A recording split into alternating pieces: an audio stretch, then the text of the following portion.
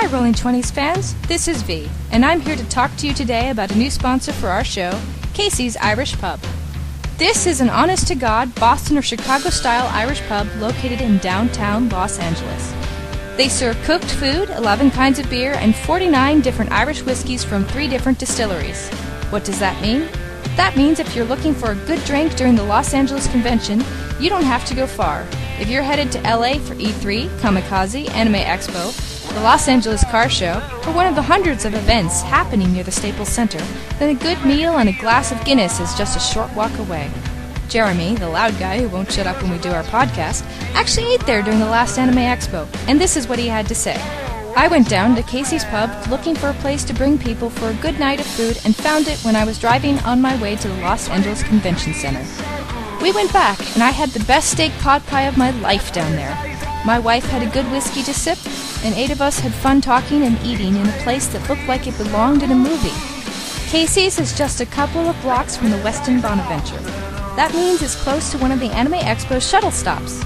We're even hosting a photo shoot there during the 2014 Anime Expo. Email us about that at mspfreight@yahoo.com. So do yourself a favor and don't stock up on bad beer and try to mix something sitting at the desk in your hotel room. Ride the shuttle, get off at the Bonaventure, and walk to Casey's Irish Pub to get some drinks by their bartenders. Make some new memories and have some fun. We want to see you there.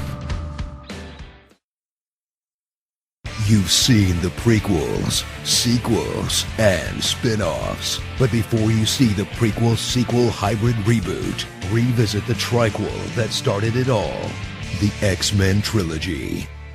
In a world where people cheer for superheroes like the Fantastic Four, the Avengers, and Spider-Man, those same people will inexplicably hate the X-Men. Get out of my bar, freak. Because for some reason there's a difference between superpowers and mutant powers. I guess. They'll team up against Magneto, a Holocaust survivor who basically becomes Hitler. We are the cure! A walking internet meme. I'm the juggernaut, bitch! And his Navi sidekick Mystique, who... Wait, is she naked? She's totally naked, right? Man, somebody got to paint that on her boobs to make them, bloobs. I am so lonely.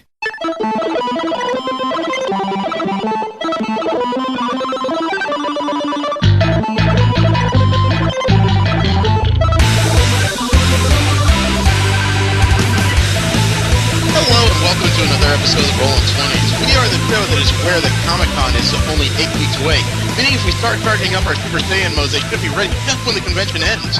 I am Jeremy. Steve. Charging up. Remember, you can subscribe to this show and several others in the MSP library at missionstarpodcast.com. You can subscribe to us on iTunes and on Stitcher, like us on Facebook, follow us on Twitter at the Rolling 20s. The clip you heard at the very beginning was Honest Trailers, the X-Men trilogy. They decided to skewer the entire group of films now that there's a new one out. And the music you heard prior to the show was by Machine Supremacy. You can find most of their discography for free download at machinesupremacy.com, as well as their latest couple of albums on amazon.com. Man, it seems to be we're having trouble stringing together straight weeks lately. Yeah. We're going to have to improve on that. But otherwise, it's been a strange couple of weeks. I got accepted as press to the Anime Expo. Whoa. Which suddenly means I have an extra paid badge and I'm not quite sure what to do with. But other than that, it's just conventions lately. Got to get ready for Anime Expo, got to get ready for Comic-Con, and I have rooms for Anime Los Angeles, which I'm still staffing at, and I know several of us are. Yep. How's everything else going lately? Busy. I just stayed up all night getting myself on a night shift. Oh, joy. So that's what you were doing. I'm kind of wondering about my fun, seeing as how 2 weeks after we go to, San Diego, I have to go to my brother's wedding. Oh, fun. Yeah. Weddings are fun. From a guy's perspective, they're a bit different. No, that was sarcasm. That was total sarcasm. I know that was sarcasm. I'm just saying, from a guy's perspective, they're a bit different. Women tend to compare themselves to the bride and think about what kind of eligible people are out there. Guys just kind of look at it and going, I hope there's an open bar. Food. I just think I'm more interested in the food. Yeah, food. If I'm you gonna say feed me, I will come. I will be honest. My mother seems more concerned with the matter than I am, and I was more do I get the money to do this? Well, mothers are always that's concerned about it. Yeah. Well, mothers always want to see their sons get married. It seems to be one of those societal things. It doesn't quite have an explanation.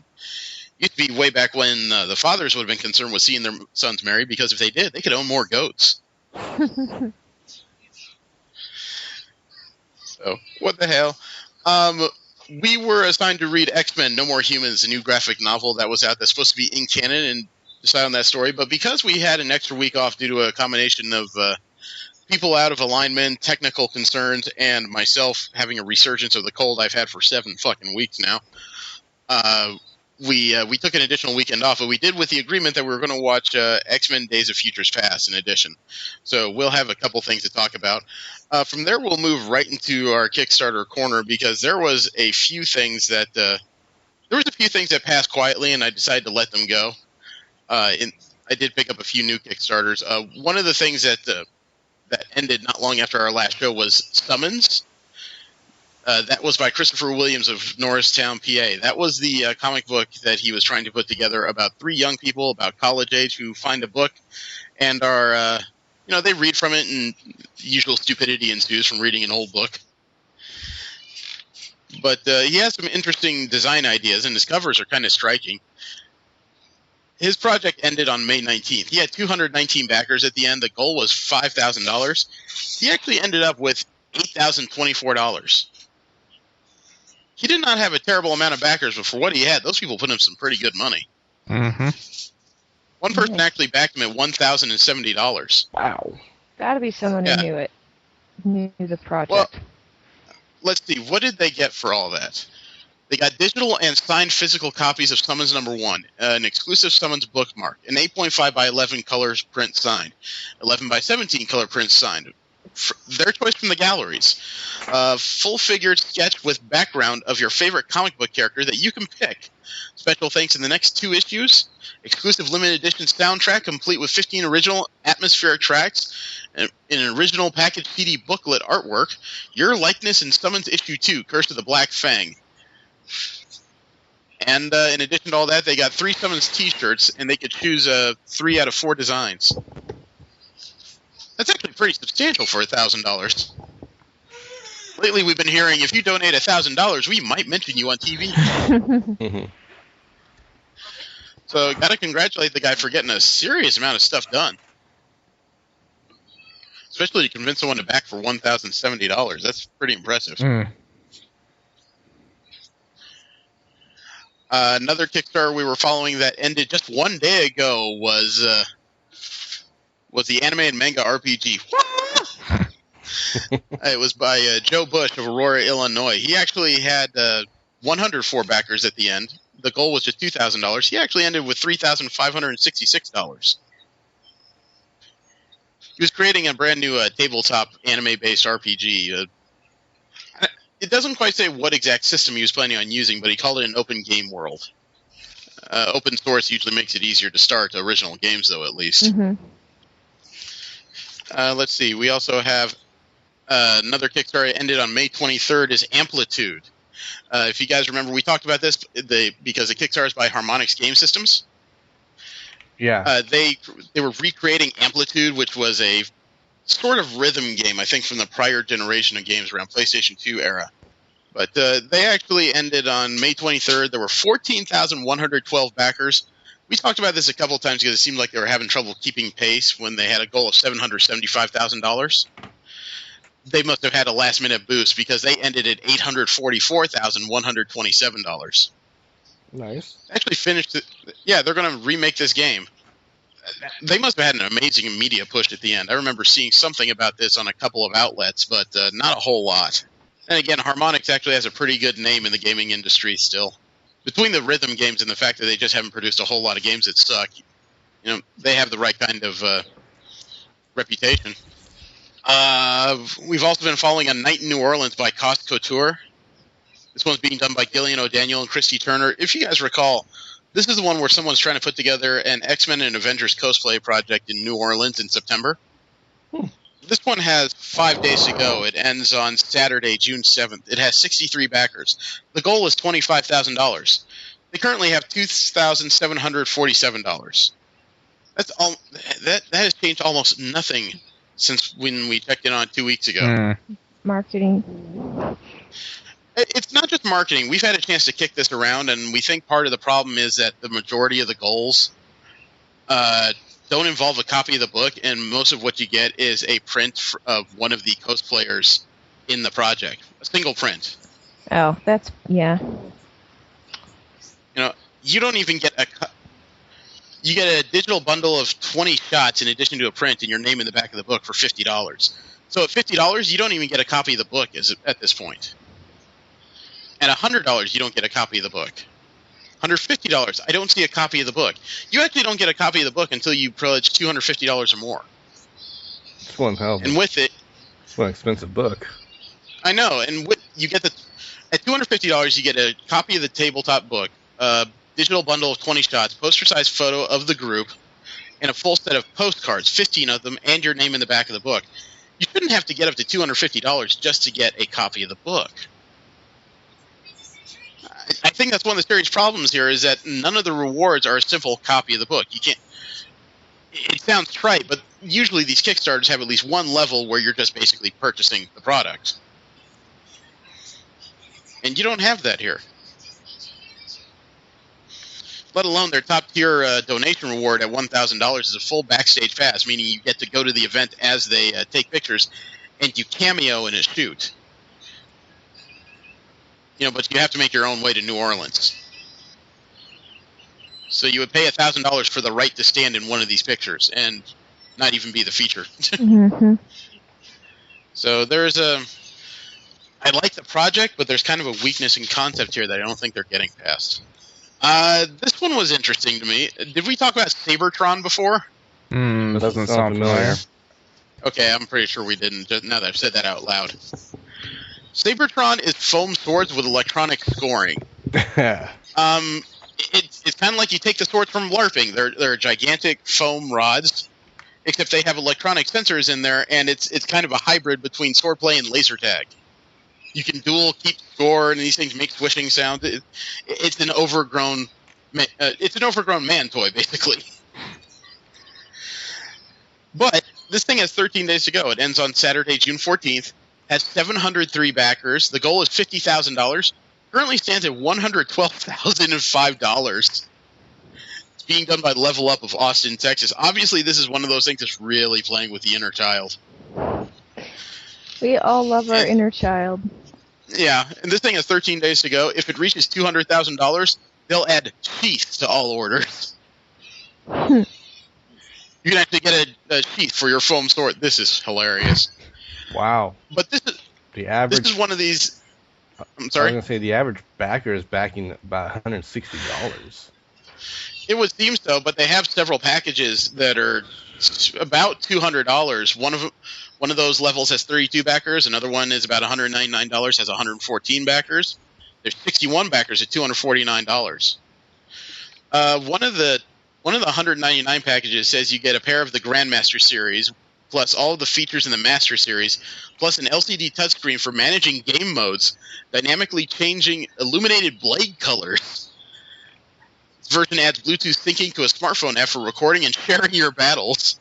Special pre-launch price for Kickstarter backers include bonus custom naming on the handle and signed limited edition Sabertron Kickstarter poster.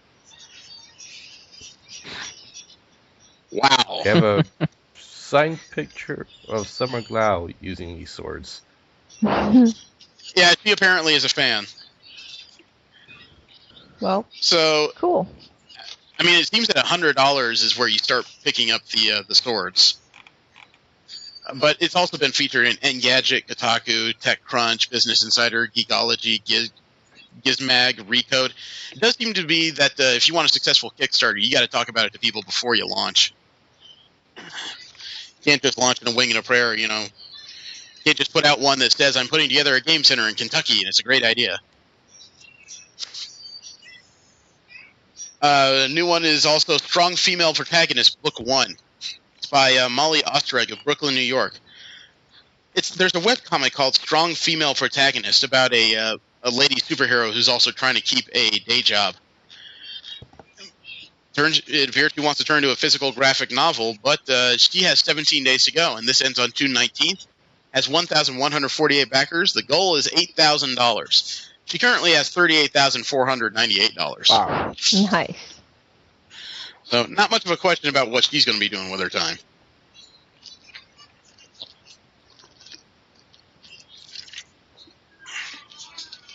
And she actually has this structured well, because at just $22, you get a copy of the paperback book and a digital copy. So it doesn't take much for you to actually get the product. She ran out of $35 levels for 25 backers. It was a signed copy of the Strong Female Protagonist book and a doodle of your choice. Wow, it's nice to see she's getting involved. I don't know anything about the webcomic myself. Just one of those things that sounded interesting, and she was very quick to get this done. Wow, there's that mucus I was talking about. Lovely. Not really, no. Another new Kickstarter I found is called Basic Adventuring 101. Someone wants to put together a web series about LARPers as they actually are. And I don't mean a docudrama. It's a fictional web series that represents LARPers the way they want to be represented. It's being done by Kristen Brumley of Morgantown, West Virginia. It has 13 hours to go. It ends basically at the end of today, June 1st. It has 163 backers. The goal is $25,000. It currently sits at $15,514. This whole project was to put together an entire first season of this web series. I don't know. According to the Kickstarter, part of it says, quote, "We don't need to write a story about LARPers murdering each other or fighting magical beasts who have escaped in the real world to entertain people. We only have to write a story about what it's really like to LARP," unquote. That all sounds well and good if you're marketing it directly to the LARPing community. The problem is you have to be able to tell the story to other people. Yeah. I mean, I don't know how large the LARPing community really is, but... I know what his viewpoint is in the general world. I mean, even among geeks, people who don't LARP tend to look like LARPers as if there's something seriously wrong with them. Yeah. And I'm not saying that to be cruel. I'm just saying that because that's the public perception. So if you're going to create a series that's nothing but LARPers being LARPers, that's a hard sell. Mm-hmm. It's just the unfortunate reality of it. I have Project Bazooka, an epic cosplay photography book. Big White Bazooka Photography of Glendale, California is putting together a cosplay book that's supposed to be using creative storytelling to elevate the lifestyles of cosplay. Some examples of its photography are great. Unfortunately, he's got a picture of Yaya Han in there, but that's a bitch of a whole different caliber. You can use the word bitch however you like. I don't care. But he does appear to be a very talented photographer. And let me see, where do you start getting the book? I see $50. I see $45. Early bird backers, 100 of them at $25. They're all gone. You could have gotten a copy of a 156-page hardcover, plus a Kickstarter exclusive print. Currently, the first level to get a book would be $35, which is not bad. It's about standard for a coffee table book, wouldn't you say? Well, this project has 9 days to go. It ends on Wednesday, June 11th, has 371 backers. The goal is $7,500. Currently sits at $16,081. So he's getting this done, and he's very close to his first stretch goal, which is all backers that have pledged $25 or more will get a set of postcards from an exclusive upcoming photo shoot. It's not bad. He's got all kinds of backer rewards here. I wonder what the strawberry sensor... Oh, at $50, you get a copy of the book, 3 8x10 prints of the girls of Strawberry Sensor. I don't know who they are. And a Kickstarter exclusive limited print. I might have to look up Strawberry Sensor. I am not familiar with this pair of words together. Me neither. Oh, Well, I know what a sensor is, but... Well, yeah, I know what that is. This is a new one that's going to touch all of us in this very strange and special place. New Starship has put together a Kickstarter for the Hollywood Science Fiction Museum. I'm not kidding. New Starship of Los Angeles, California. They're the ones that were responsible for the restoration of one of the Enterprise D travel bridges that we've seen at Kamikaze and Comic-Con. They put together a Kickstarter because they say that there is a sci-fi museum on the East Coast, but there isn't one in Hollywood. That's what they want to make. Not only that, they want to make it a nonprofit, 100% sustainable energy, nonprofit educational museum that teaches science fiction and film, TV, art, and literature, and real space and science through sci-fi. They have 14 days to go. This ends on June 15th. It has 583 backers. The goal is $82,300. Currently has $36,780.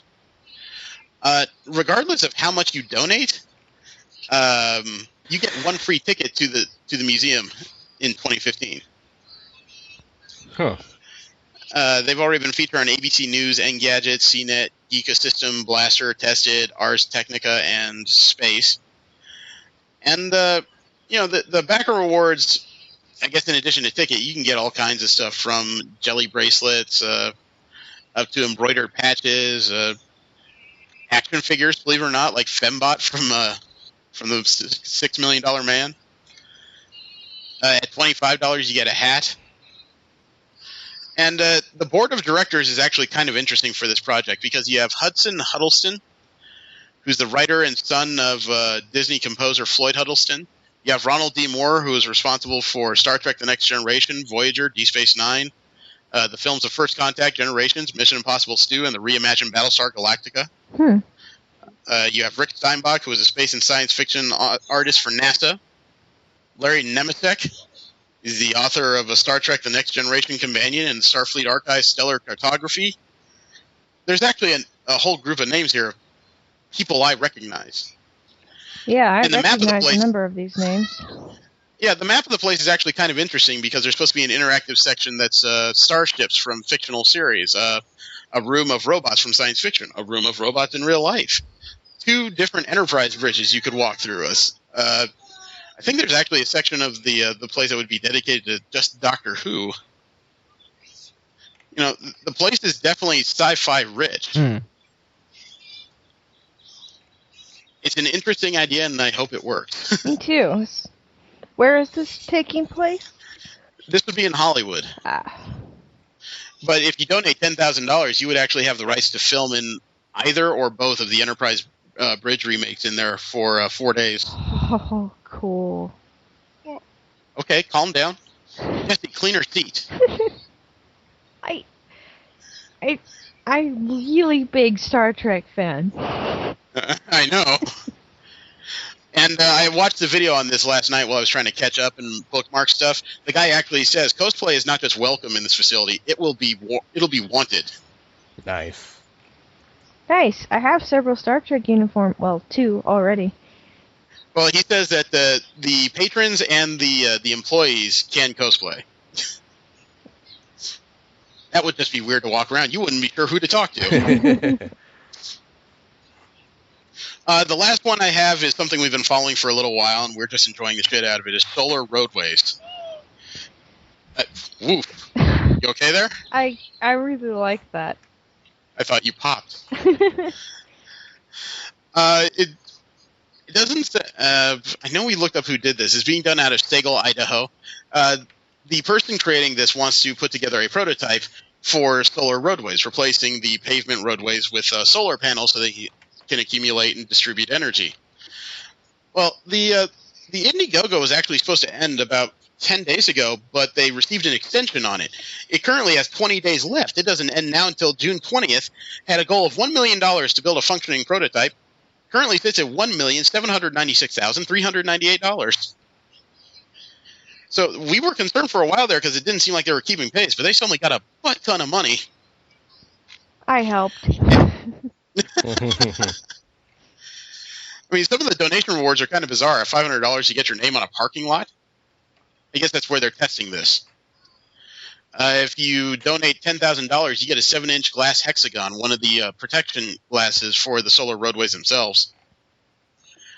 Have you guys watched the video on this? Actually, no. It's gotten more impressive as I watched it. The solar panels don't just accumulate energy; they also have LED lights in them.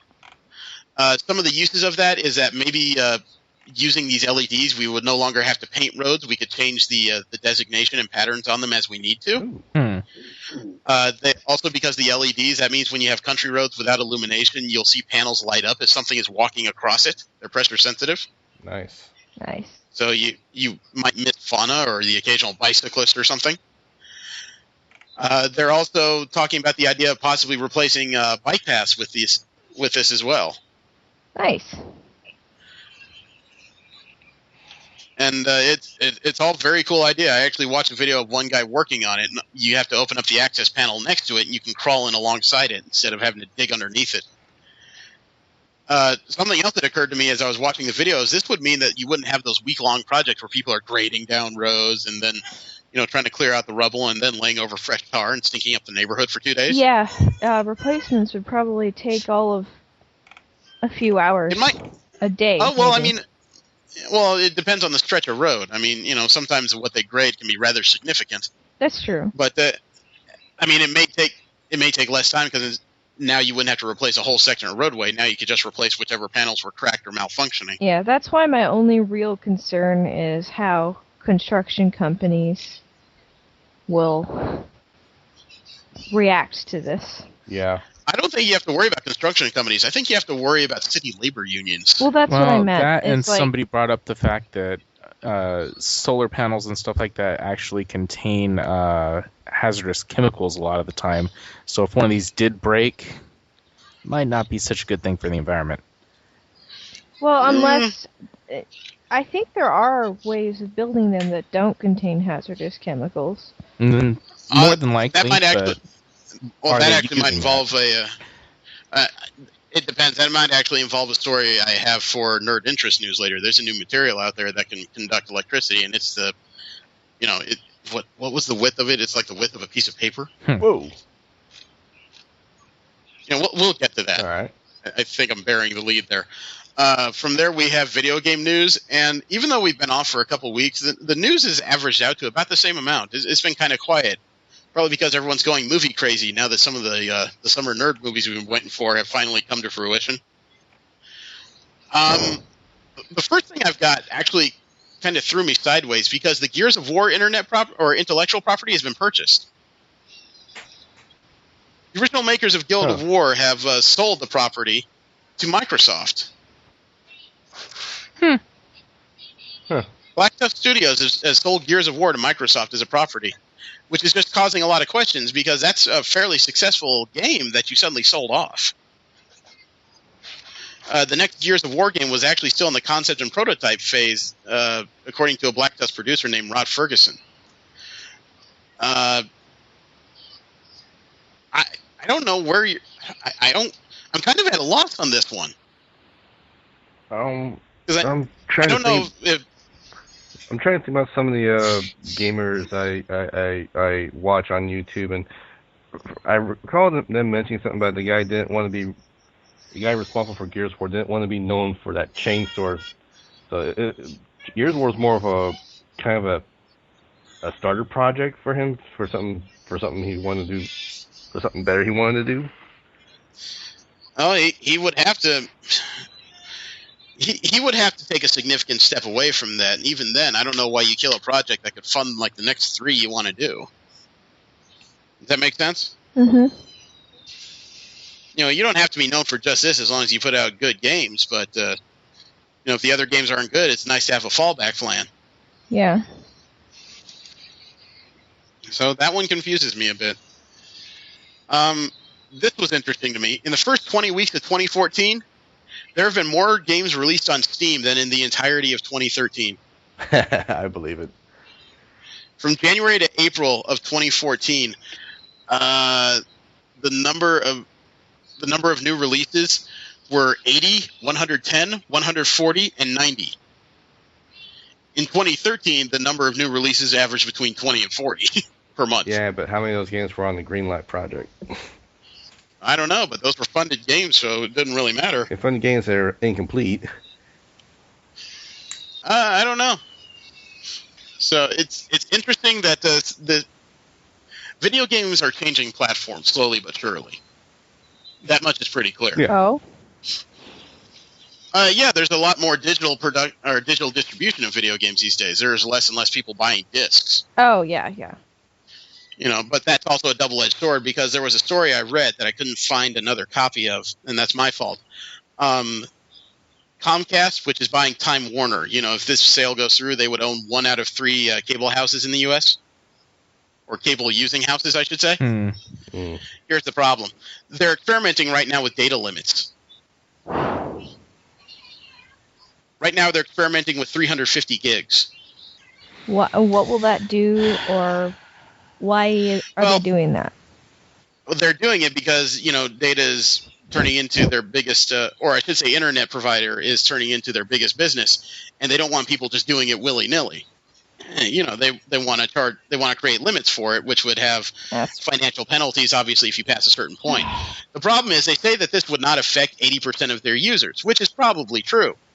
But the other 20%, which would include us, is the fact that, 350 gigs, that's 7 fourth-generation console games. That's 125 movies. That's basically an amount where, all of us that need data heavily in what we do in our day-to-day lives, and I don't mean professionally, just for fun, Right. could end up ass out on this. Any And they say MMO that- ever. That could be as well. They say that they're experimenting with limits of 350 and 500 gigs. And if you're a heavy gamer that doesn't like to walk into GameStop and actually pick up a copy of anything, you're screwed. Yeah. Yeah. Look at what's the game that just came out? Wolfenstein. Yeah, That was like 500 gigs by itself. That was 500 gigs. Yeah. What? No. Or no. Really? But 50 gigs. it's 50 gigs. That was it. Even still. too many zeros You're there. sharing the piss. I never heard of a shooter that was 4 discs before. But even still, that's at the 350. That's 1/5 of your, or 1/7, 1/7 of your total 1/7, yeah. allotment. Oh yeah. Just for one game, it's like, and then you want to play it. Yeah. I'm not a fan So of it these doesn't have data online, caps. but yeah. Well, I knew it was coming as soon as they shot down that whole government thing where they had to play fair with it. Yeah. Oh, they haven't shot it down. He just amended it slightly. It's still going to committee as an actual bill proposal. Okay. Let me see. Speaking of video games, there's a Dota 2 tournament going on, the International 2014 Dota 2 tournament. Mm-hmm. The prize pool on that is $5.7 million. Fuck, really? Yeah, you play this game, you have a chance to win a chunk of $5.7 million worth of prizes. The Compendium contributed the largest part of the prize pool in esports history, and the program's only been out for a week. It costs about $10 and adds $250 to the prize pool for each one purchased. That's pretty fucking awesome. But so players have reached 12 of the 13 stretch goals, earning everyone new music, chat emoticons, a new game mode, new matchmaking, environmental effects, special edition HUD, and new loading screens. The final stretch goal is base customization and requires $6 million to unlock in donations. So basically, they're getting people to kickstart the prizes for the Dota championships. Not bad. There's word on Halo 5. It's called Halo 5 Guardians. The quote is that it's supposed to take full advantage of the Xbox One. There's a teaser idea that there may be something coming out as far as the E3 Expo happening, in about a week here. And they say that this game will be a giant leap, as the official Xbox Wire Press call it, in the journey that will be Halo 5. There's also a pair of pictures on the cover of this game. The one on the bottom appears to be the Master Chief, but the one on the top is an unknown Spartan. People are speculating it might be Sarah Palmer from the prior Halo 4. Who knows? when you have nothing but a bunch of pictures from a video game cover, or one picture from a video game cover, you don't have a lot to go on. No, not really. But that doesn't stop people from making all kinds of assumptions. No, and, Halo may actually be in a good position here because Xbox, as of last week, started selling the system with no Kinect, which dropped the price by $100. So now it's the same price as a PS4. And I'd say Halo is probably one of those releases that's going to get a lot of people, off the fence about buying one system or another. So we could see a burst of new Xbox tags out there soon. Speaking of video game compromise, Nintendo is apparently getting a GameCube-style controller for the Wii U just in time for Super Smash Bros. They've created what they call the GameCube the Wii U Fight Pad. It's officially licensed by Nintendo, and it's not wireless. It plugs into the Wii system. Oh, no, I'm sorry. It plugs into the Wii U system directly. I never thought I would see an actual game-style controller for the Wii U. I've seen one for the Wii. It doesn't seem like it'd be terribly different. I don't know. Nintendo's been so resistant to any sort of change, and they keep insisting that adding that tablet was a good idea. They're trying to be innovative and failing. Yeah. So, although it's a good time for them to get this out with Super Smash Bros. Coming, that's probably one of the few games that's going to create a burst in sales for that system. I didn't know that people could be sued. Well, no, I guess we have had one other story where cheat creators were sued for selling cheats. We've got another one. Blizzard has filed a lawsuit against those responsible for selling a line of cheats for StarCraft 2. Yep, I heard about that. Yeah, the lawsuit was filed in April 19th in U.S. District Court in California. It's against those who created and sold the Valiant Chaos Map Hack. It's a cheat that allows the user to see enemy units that should be hidden, reveals enemy players are building, and automatically performs certain actions. It's supposed to be an undetectable cheat, but obviously it's been found.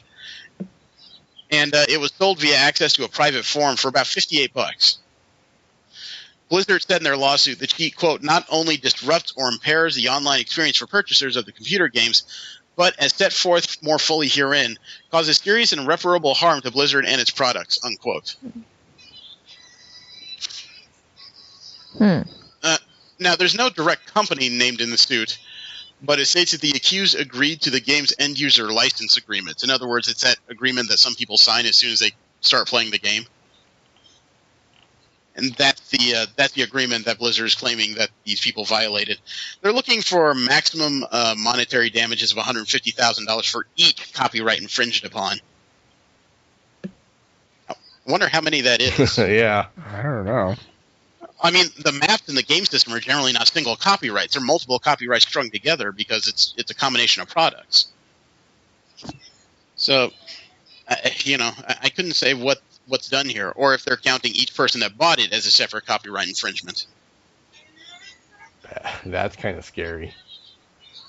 Well, I mean, it's not like they're going to come after the people who bought it. They're going straight after the company. There's no money to get from the players. They're already getting that in sales. Right. It's curious. I did not know that there was art being sold for typhoon relief in the Philippines. I know the Philippines have had trouble with some extreme weather lately. But there were art pieces that were sold from Square Enix to help, and they got $40,000 for the assistance. Now, the reason why this is being read here is because the art that was sold was the original concept art for Final Fantasy X and X2. This is one of the things I wish I knew about as it was happening, because some of this was actually pretty affordable. There was a concept art of the Aeons from Final Fantasy X that went for $950. There was concept art that went for $375. That was 3 locations from Final Fantasy X, including the Beast Trainer and the Blitzball Stadium. There was all kinds of stuff, but some of the bigger pieces were the ones that went for. There was one that went for $5,000. Well, $4,750. It's a picture of Yuna from Final Fantasy X getting ready to stand on the water and do her summoning for the first time in the game. So there was some impressive original art that I would have liked to have gotten my hands on if I'd known it was available. Yeah, Yeah. but expensive. Yeah, it's definitely one of those things you could say is one of a kind. Literally. Could always sell it later. That's true. May end up on eBay. Mm-hmm. What is Hearthstone? Oh, that's a digital TCG game from Blizzard. Oh, okay. Well, speaking of unbelievable prizes, at BlizzCon 2014, the best Hearthstone player in the world is going to win $100,000. Obviously, there's a tournament going on that Blizzard is hosting at its home convention in Anaheim, California on November 7th, and the best player at Hearthstone will win the top prize of $100,000. The total prize pool for the tournament is $250,000. First place gets $100K, second place gets $50K, third and fourth get $15K each, fifth through eighth gets $7,500, and ninth through 16th get $5,000 each. Man, you don't even have to be that good to get serious cash. Wow. I can tell you what. Oh man, never mind. Are you any good at Hearthstone? Do we need to talk to a man? The game does require a little bit of investment to get some good cards to use. Oh, it's one of those. Well, Okay. it's randomly generated for you, but there's possibility to generate artificial within the game engine. I see. Oh, well. You know, the funny thing is, BlizzCon is one of the most expensive conventions I've ever heard of. The entrance on that is, for 2 days, is $195. Damn. And that's the only type of badge there is. There's not a 1 day. It's just whole convention, $195 for a 2-day convention. But if you're any good at Hearthstone, you know, you can make that back before you leave. A lot of Hearthstone does require a little bit of luck, though. I'm not saying I'm going to drag you down there just to play it and impress me. You're not my Rain Man, for fuck's sake. I'm just saying. You know, if you're interested, fine. If not, I'm not going to force you to do this. Remember the ET cartridges they found in the mythical landfill in New Mexico? Yeah. Well, 700 of those cartridges are going to be sold. Now, there's a museum project that's lending a hand with the appraisal effort, but the games are not going to be sold at the museum. It doesn't say where they're going to be sold at. It's going to be revealed in due time.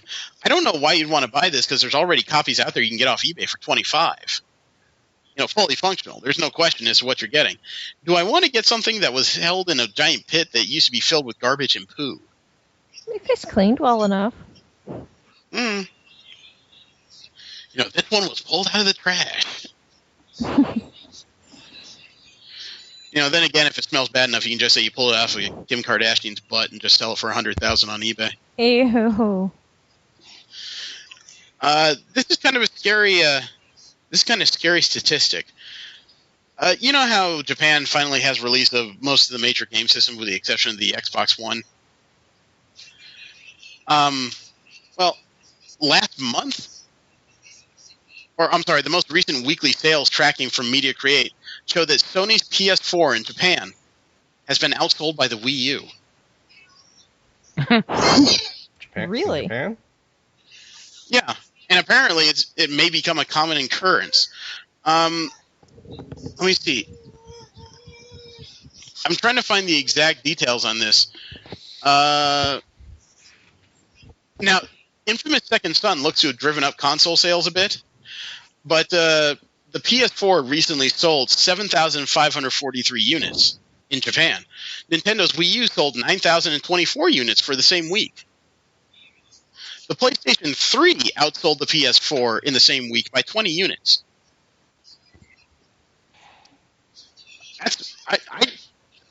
I'm a little flabbergasted by that because I did not expect that in the least. The PlayStation 4, at least in U.S. sales, has been kind of unstoppable as far as placement. But this indicates that the PlayStation 4, in addition to the Wii U, is just not selling well in Japan in general. Could it be the price point? I was just going to say that I don't know how people justify buying the price and.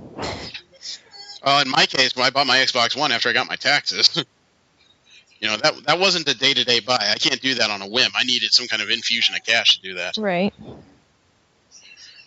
So it's just surprising, but it's not like it's all great news for Nintendo. The game revenue stats from the first quarter of 2014 show that they,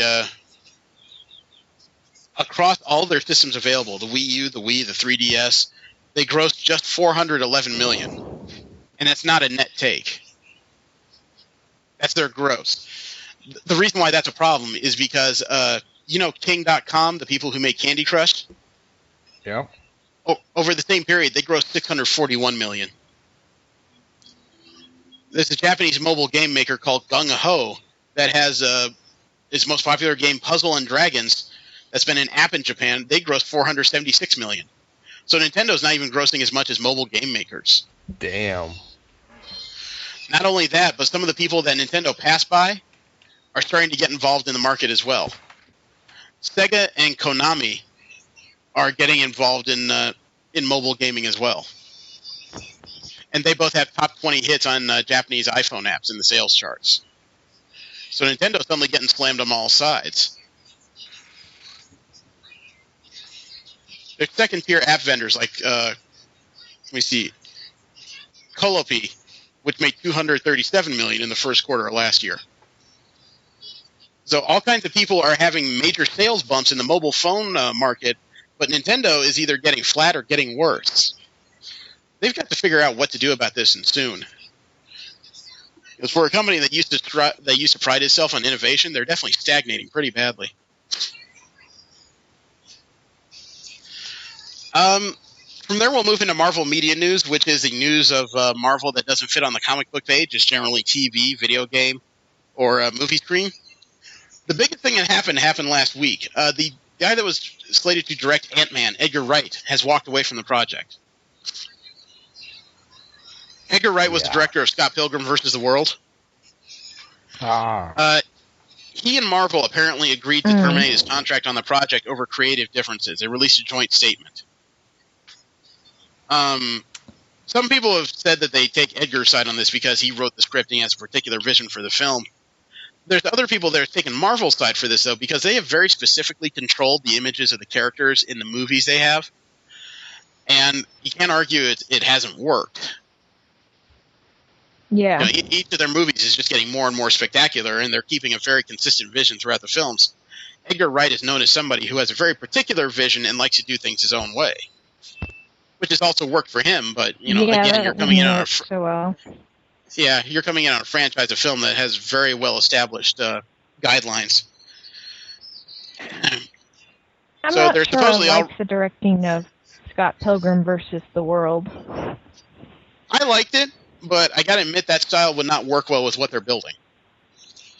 They're already talking to other directors, and one of them is apparently the director of Zombieland. I guess it'd be closer. Yeah, I guess it'd be closer to what they're looking for. But I didn't enjoy Zombieland myself.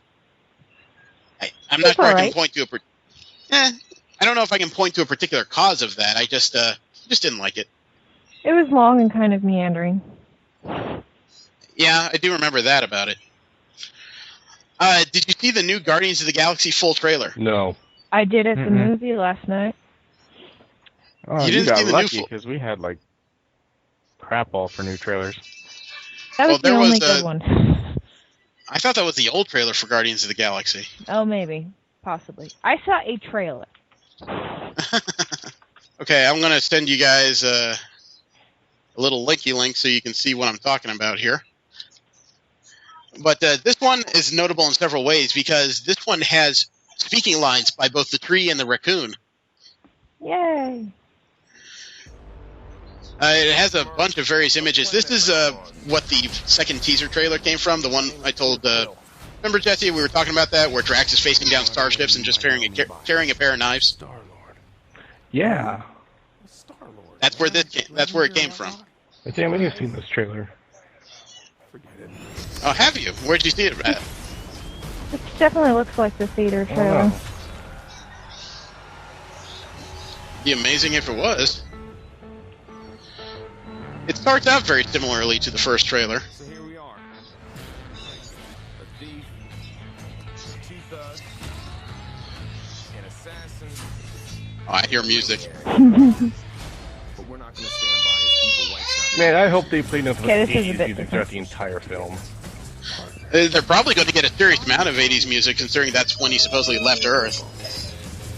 It's in the hands of these criminals. You know, I have seen this before.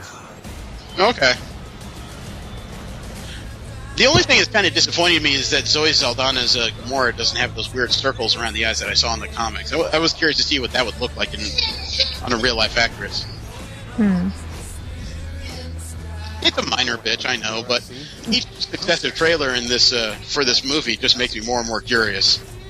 I really like their juxtaposition of music Now- and visuals. I had a question about that weird asteroid they flew into that looked like a head. I was curious if anyone else is going to notice that. That is something that came from the volume of Guardians just prior to the one that's out. It was the one that involved, I think the third Quasar and a couple other weird characters. That's not an asteroid. I know it's not an asteroid. I see a spine coming out the bottom. Okay, they had a base called Nowhere, which started with a K. The reason why it was named that was because their base was the decapitated head of a Celestial. Shit. You know, one of Marvel's cosmic judgment entities.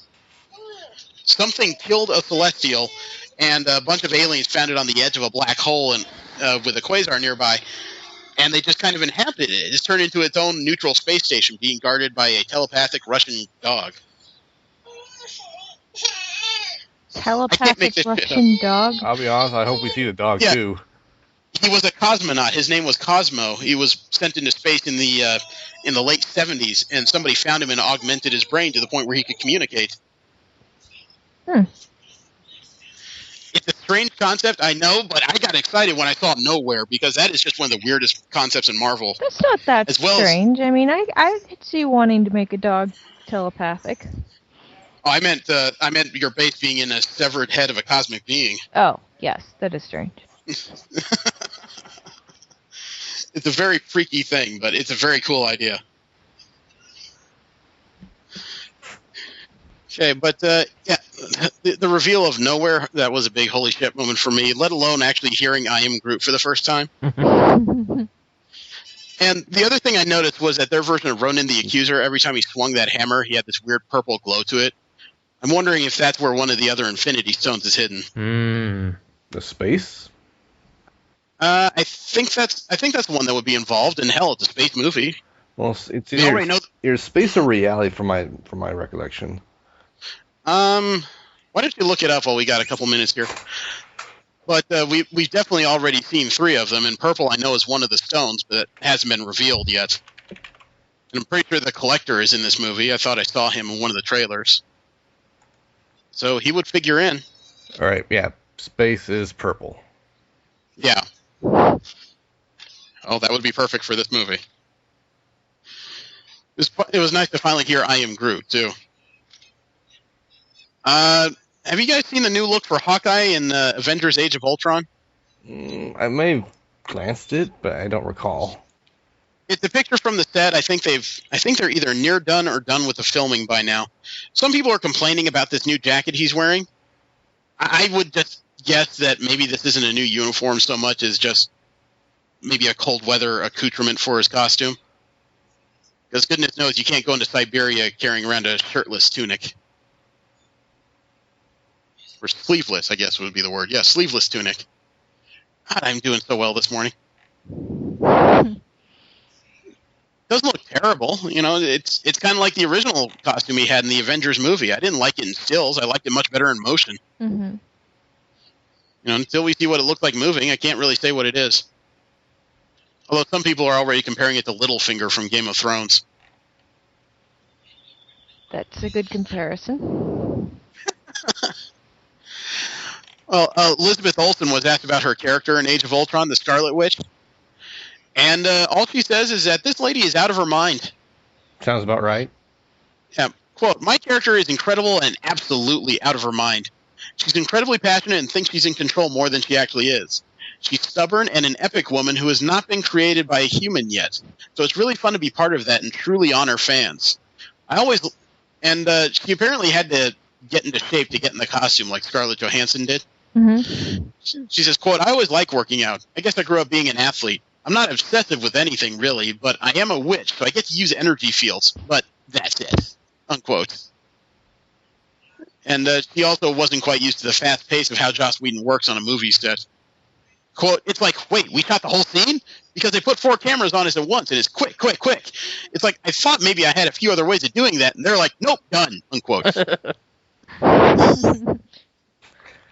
She's got a few other quotes here that are relatively interesting, but it's nice.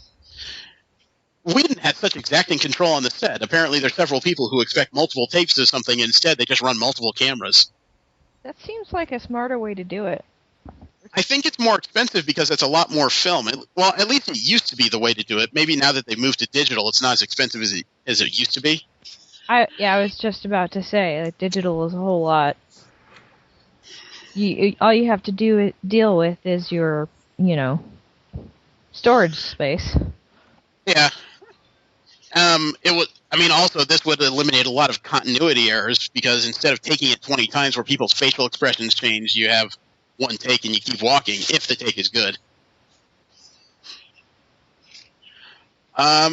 You see, on the flip side of this, as regards to Days of Futures Past, it's been announced that Quicksilver will be back for X-Men Apocalypse. The character that, according to websites, has become the most popular out of that movie has been put back in, even though he was a one-off character. He wasn't even in the original script for Days of Futures Past. I don't even... He left an impression. What were you saying, V? Was he the speedster? Yep. Mm-hmm. Okay. He was the one identified as Peter Maximoff in the film? Yep. Yeah. Quicksilver. Yeah, so they're definitely putting him in the next movie. He proved popular, apparently. Well, he left an yeah, impression. he was awesome. Hugh Jackman has also talked about the future of the Wolverine character. He is officially lobbying, though, because he wants to see... He said this before, but he really wants to see Wolverine as part of the Avengers. Yeah. He said there's a great dysfunction among that team, and I think Wolverine would fit right into that. He'd like that, unquote. I'm pretty he sure would have he would. so much fun. Well, he brought up something that actually should happen. This would be the primary reason to put Wolverine in the Avengers, because he wants to fight the Hulk. Oh! Yeah, that'd be fun. He wants to verbally spar with Tony Stark. Thor? Possibly. I think it'd be fun to see him needling Thor, and then Thor just, like, hitting him with his hammer, and then... I don't know. We've seen Wolverine and Hulk, and that's a brutal and bloody fight. Yeah, they've squared off more than once in the comic books. There's a couple of infamous covers of, I think, Incredible Hulk 181. I think that's the Todd McFarlane cover. It's frightening to look at, but these throwdowns are always interesting because of the difference in fighting style. One is I try to cut you off at the ankles. The other one is I throw you into a tree. But he also got kind of spoilery in regards to the position of the character in the movie, saying that at the end of Days of Futures Past, Wolverine is put in a position where, quote, in many ways the slate has been wiped clean. It's a fresh beginning, and it gives him goosebumps, unquote. I believe it. Yeah.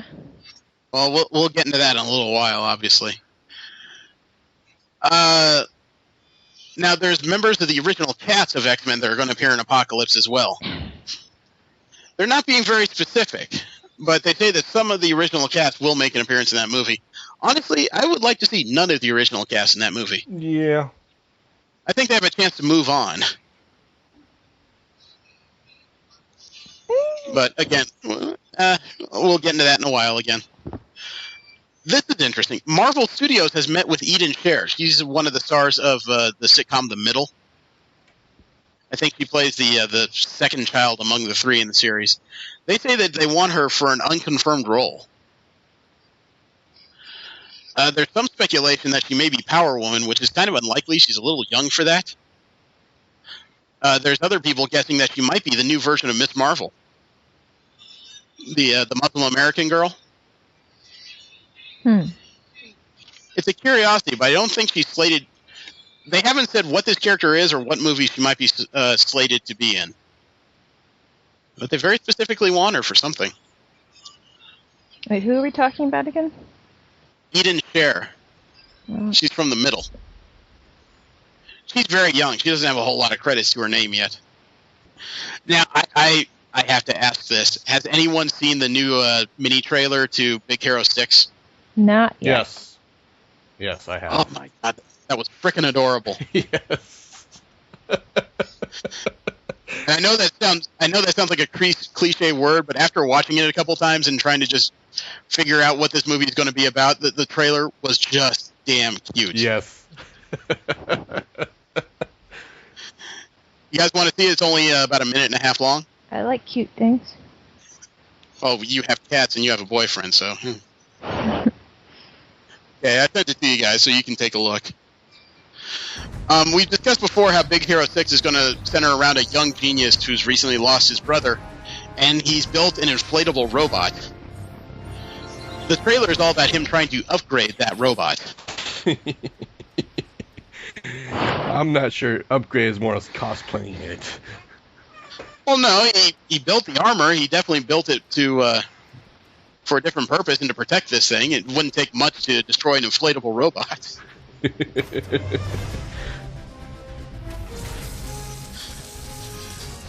But they do make it pretty clear from the trailer he's got some significant manufacturing ability. Dexter's lab, level of manufacturing. Well, I could be wrong. Maybe it's just an expensive 3D printer. That's one hell of a 3D printer. Yeah.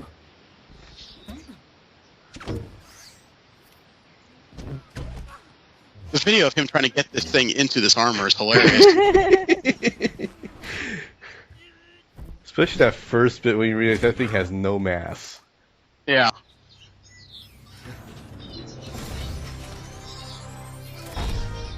It is an impressive build when he's done. It's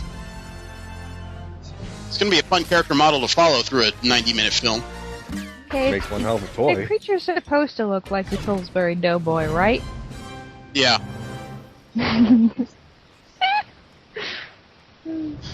the squeaks. Yep.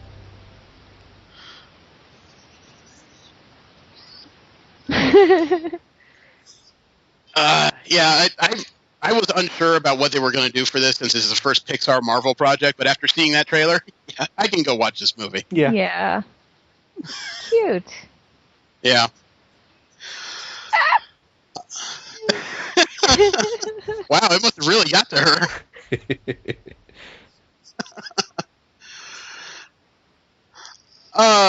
Let's see. Marvel has announced some special plans for some kind of special edition convention they call Special Edition NYC. It's a convention going on June 14th and 15th at the Jarvis Center North in New York City. Mm-hmm. They're hosting a couple events, including the all-new Young Guns panel at 12:15 on Saturday, where they're interviewing several of Marvel's all-new artists and writers. At 2:45, they're having the next big thing, where they're going to detail a new event called the Axis. And they're even having a Sunday at 11:15 special members-only event, where the director of Marvel's their editorial director of digital, Ryan Penagos, and Marvel editors and top creators for a private panel discussion of what's happening. There's free merchandise in this panel as well, and sneak peeks of upcoming comics. So if you're in New York and you got a couple days to burn, sounds like that's the place to be. The other big news that Marvel Media put out is that they cast the Daredevil for the new Netflix series. Ooh. They picked an actor from Boardwalk Empire. His name is Charlie Cox. He is going to be Daredevil in all 13 episodes of the series. They've also announced that the creator of Spartacus, Stephen A. DeKnight, has replaced Drew Goddard as a showrunner. So he's going to be making sure that the episodes stay consistent throughout. I wonder if that means DeKnight's going to be the showrunner on all 4 series, since they're supposed to link together in a mini. Well, either way, things are marching along. I just wonder what the release dates for these series are. If they're just casting it, if they're giving it the same treatment as the movies, we may not see these until the beginning of 2016. That's an if. Well, they have more video to go through than a movie. You know, it's not 2 hours; it's 13 per episode for a series. Right. At least. Yeah. I don't know if all 4 series will be released at the same time and the miniseries later, if they'll release the series individually. I just don't know. From there, we'll move into DC media news. There was an interesting piece where Kevin Smith swears that the Batman costume that we've seen in black and white pictures of is in blue and gray. He actually said on his own podcast, Hollywood Babylon, quote, "As you may remember, I saw a photo of the Batsuit many months ago, and many people asked online, is that the picture you saw? No, that's a very cool picture, but that's not the picture I saw. They put it on a fake rooftop and they lit it up. But it was in color and you can see every piece of detail. So I've seen people online go, why is this fucking suit different from any other than the Chris Nolan Batsuit? It's all one fucking color." It's like, dude, that's a monochrome photo. You know what that means? One chrome. One pro. That's not a representation of what the suit looks like. So what the suit looks like, and I was always kind of keeping it quiet until they revealed it, but they revealed it, and you can kind of see, and anybody that you've seen people take the picture and color it online. If you want to see what this fucking suit looks like, you just go to Frank Miller's The Dark Knight Returns. Go to the 3rd book. Hunt the Dark Knight. It's the exact fucking outfit he's wearing, unquote. So, I knew when they put out the picture it was monochrome. It was pretty clear to see. Anybody who had eyes anyway could see that's a black and white photo. The internet chooses the funniest freaking things to poke at. I mean, it's nice to see that it's a blue and gray costume. I still kind of wonder, because staring at the monochrome kind of looks like they took one of Adam Westphall's costumes and dressed it up a bit. Maybe they That's not did. a complaint. That's just a comparison I see. There's also a couple new photos of the Batmobile. They're not tremendous photos. It's kind of like the build phase of it, but the wheels on the wheels and profile of this thing kind of reminds me of a Doom buggy. It's got the same kind of gigantic wheels and carriage style suspension that you see on like Doom buggies or modified VWs. Okay. It's a weird hybrid of a couple different Batmobiles. And there was also finally a trailer released for Gotham Arkham Knight, the video game, the last one in the WB trilogy of video games. It's interesting, and it looks like Batman got beat by the Dark Knights and about to get shot in the head. So I'm guessing the Arkham Knight is not a hero in this story. It looks like he's some mercenary that's been hired to be Batman's, polar opposite and equal.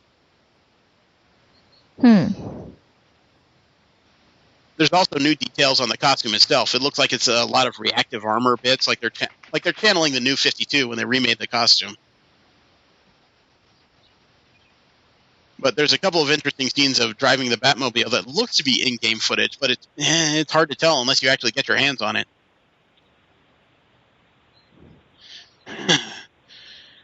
The thing that kind of excited me a bit, though, was that Oracle is in the game. We've seen prior reports that said that she was in, she had a role in the game similar to the last couple, but instead of just being the voice in your ear, you actually see what she looks like. She's in the wheelchair and everything. Is it sad that for years in DC Comics I was wondering when Barbara Gordon was going to re-earn her legs and turn back into the Batgirl? Now that it's happened in the New 52, I want Oracle. I'm not saying cripple the biatch, but, I just miss Oracle. So, it's just the way I am. Okay, we have general media news. The first one was actually kind of funny, and I wish we could have talked about this last week. Everybody knows by now who Peter Dinklage is. He's the actor who plays Dwarf in Game of Thrones. Someone asked him to sum up Game of Thrones in 45 seconds. Part of the words he used were...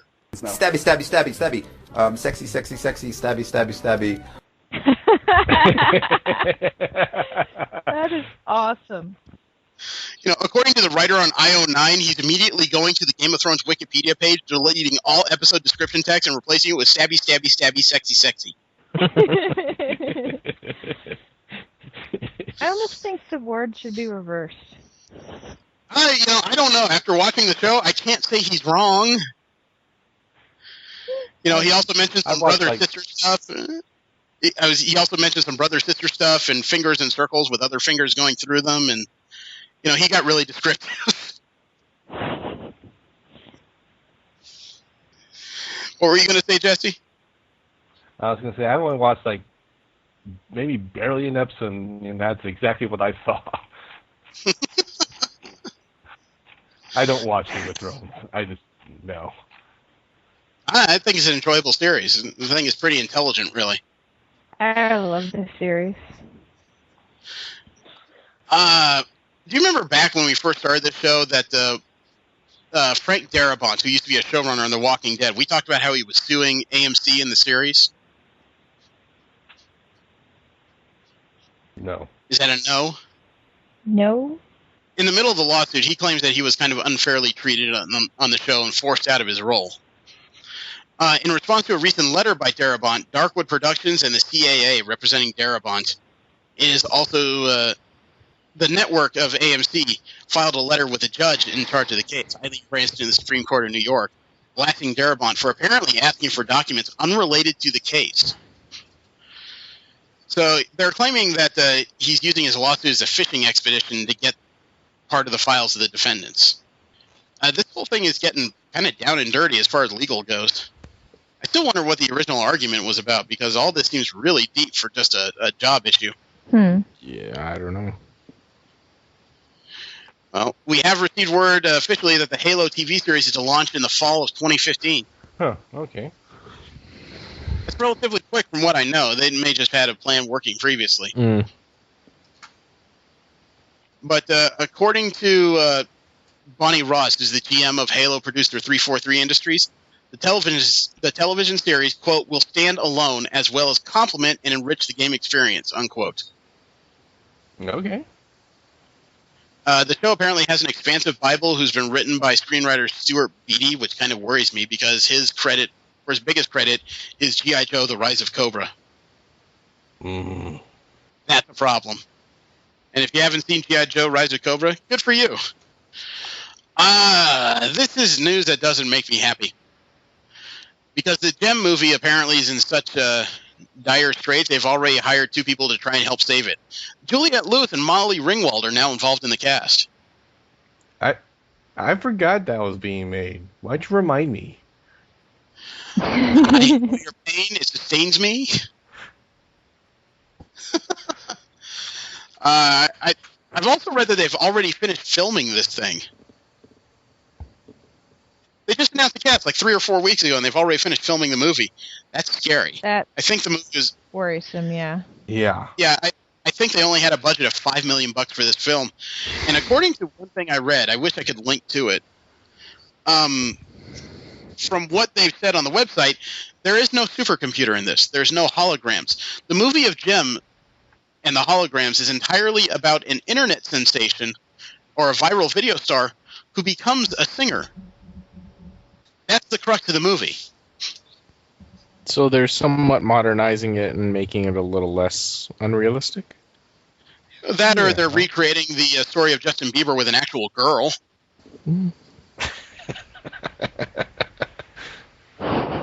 Is she from Canada? Does it matter? Is she singing into a bottle of maple syrup instead of a microphone? I'm uncomfortable with this whole concept. IDW has a series called V-Wars that's being made into a TV series. V-Wars, as in like... Yeah. Quote, V-Wars is a head-on collision of real-world science, terrorism, special forces action, ethics, politics, and an exploration of what defines us as human. It's set in a world that's been transformed by a catastrophic environmental event that releases a millennial-old virus that, once triggered, affects individuals differently depending on their DNA. The result is vampires as unique as their cultures and a response from those unaffected humans like we've never seen before, unquote. So the vampires in this series are not undead, they're mutated people. I guess this is another one of those series that could be an allegory for, treatment of minorities in society. Just a little bloodier. That's what I kind of got from it in vampires. Yeah. Could be an interesting story. I mean, it couldn't be as bad as the Vampire Diaries. That was the thing? You know what? I'll shut my mouth, because it could be worse than the Vampire Diaries. I don't know. I have no idea. I haven't seen the Vampire Diaries. Neither have I. It was too teeny bopper for me. It took me about 20 minutes on the pilot episode before I pulled the ripcord. Yeah, I've been tempted to try it just for guilty pleasure reasons, but I doubt I could get through the first episode. It's not a guilty pleasure. It's an absolutely fucking painful adventure. Filming is underway in Abu Dhabi on Star Wars 7. Did you know that you have a chance, if you donate to a charity, to actually have a walk-on role in the movie? That's neat. If you donate to $10 to I think Star Wars Force for Change and UNICEF, you will be entered into a raffle to have a walkthrough role on Star Wars Episode 7. The winner will be flown to Pinewood Studios in London, where the majority of the film is going to be shot, and be guaranteed inclusion in a scene of the new film. And for each $10 donation, you get an additional chance at the prize. Yeah. J.J. Abrams, I found out, has a history of doing this kind of stuff. Did you realize that a lot of the extras in the Star Trek films he directed were actual Trekkies? Good. I believe it. Yeah, I definitely believe that. You know, the guy he's a nerd himself, and he has a habit of connecting with other nerds. Mm-hmm. Speaking of Star Wars, Gareth Edwards is directing the first standalone Star Wars film. Gareth Edwards is the guy who directed the recent Godzilla film. Haven't seen that yet. Me neither. Neither have I. I'm curious, though. I've heard pretty good things about it. The rumor is that the first solo film is a Boba Fett film. So we get to find more about the enigmatic bounty hunter whose history we only know between when he put on that green armor and when he was 8. There's a whole missing section. Maybe he's Jesus. There's a whole missing section of his history in there. Robert Kirkman has also said about the Season 5 of The Walking Dead that they hit the ground running. They're not going to spend time reestablishing the story. They're just going to get moving. Quote, there's been a lot more secrecy on set. Just because any images that get out of any kind of things that are seen do, in a sense, spoil that cliffhanger. So we're trying to keep things a little more tight this time around. There's always people crowding around where we're filming and trying to get spy shots of what we're doing and stuff. But for the most part, we've been able to avoid that. This is the first time we've really finished the season and gone back to the same places for the next season. So that's kind of cool, unquote. I gotta admit, the ending cliffhanger from Season 4 was a great place to finish it, because it's one of those things where you just want to stand up and go, that's it! You know, when everyone's stuck being threatened to be eaten by people. Who at this table is a fan of Stargate? Yeah. I'm trying to be. I don't know if I'm going to like the new one, though. That's exactly where we're going. Warner Brothers is rebooting Stargate, but the problem is it's not a new one. It's a new 3. New 3? New They're making series it a or trilogy, movie? huh? Yeah, they're reimagining Stargate as a trilogy of films. Well, that might make it a little better. Maybe. Well, it's definitely a bigger chance to expand the story. But what about the 3 TV series that expanded the story? Does that exist anymore? Yeah, those will be, alternate universe, written out of reality. Take your term. Yeah. But it's not the only movie they announced. I mean, they also announced that they're remaking Cliffhanger, the Sylvester Stallone movie. Okay. No. No. I don't need that. Couldn't be any worse. Another Bieber film? There was You a got to first finish one. with Justin Bieber, man. There was a second one.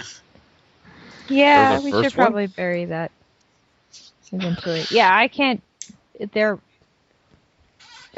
I must have blocked that out of my memory.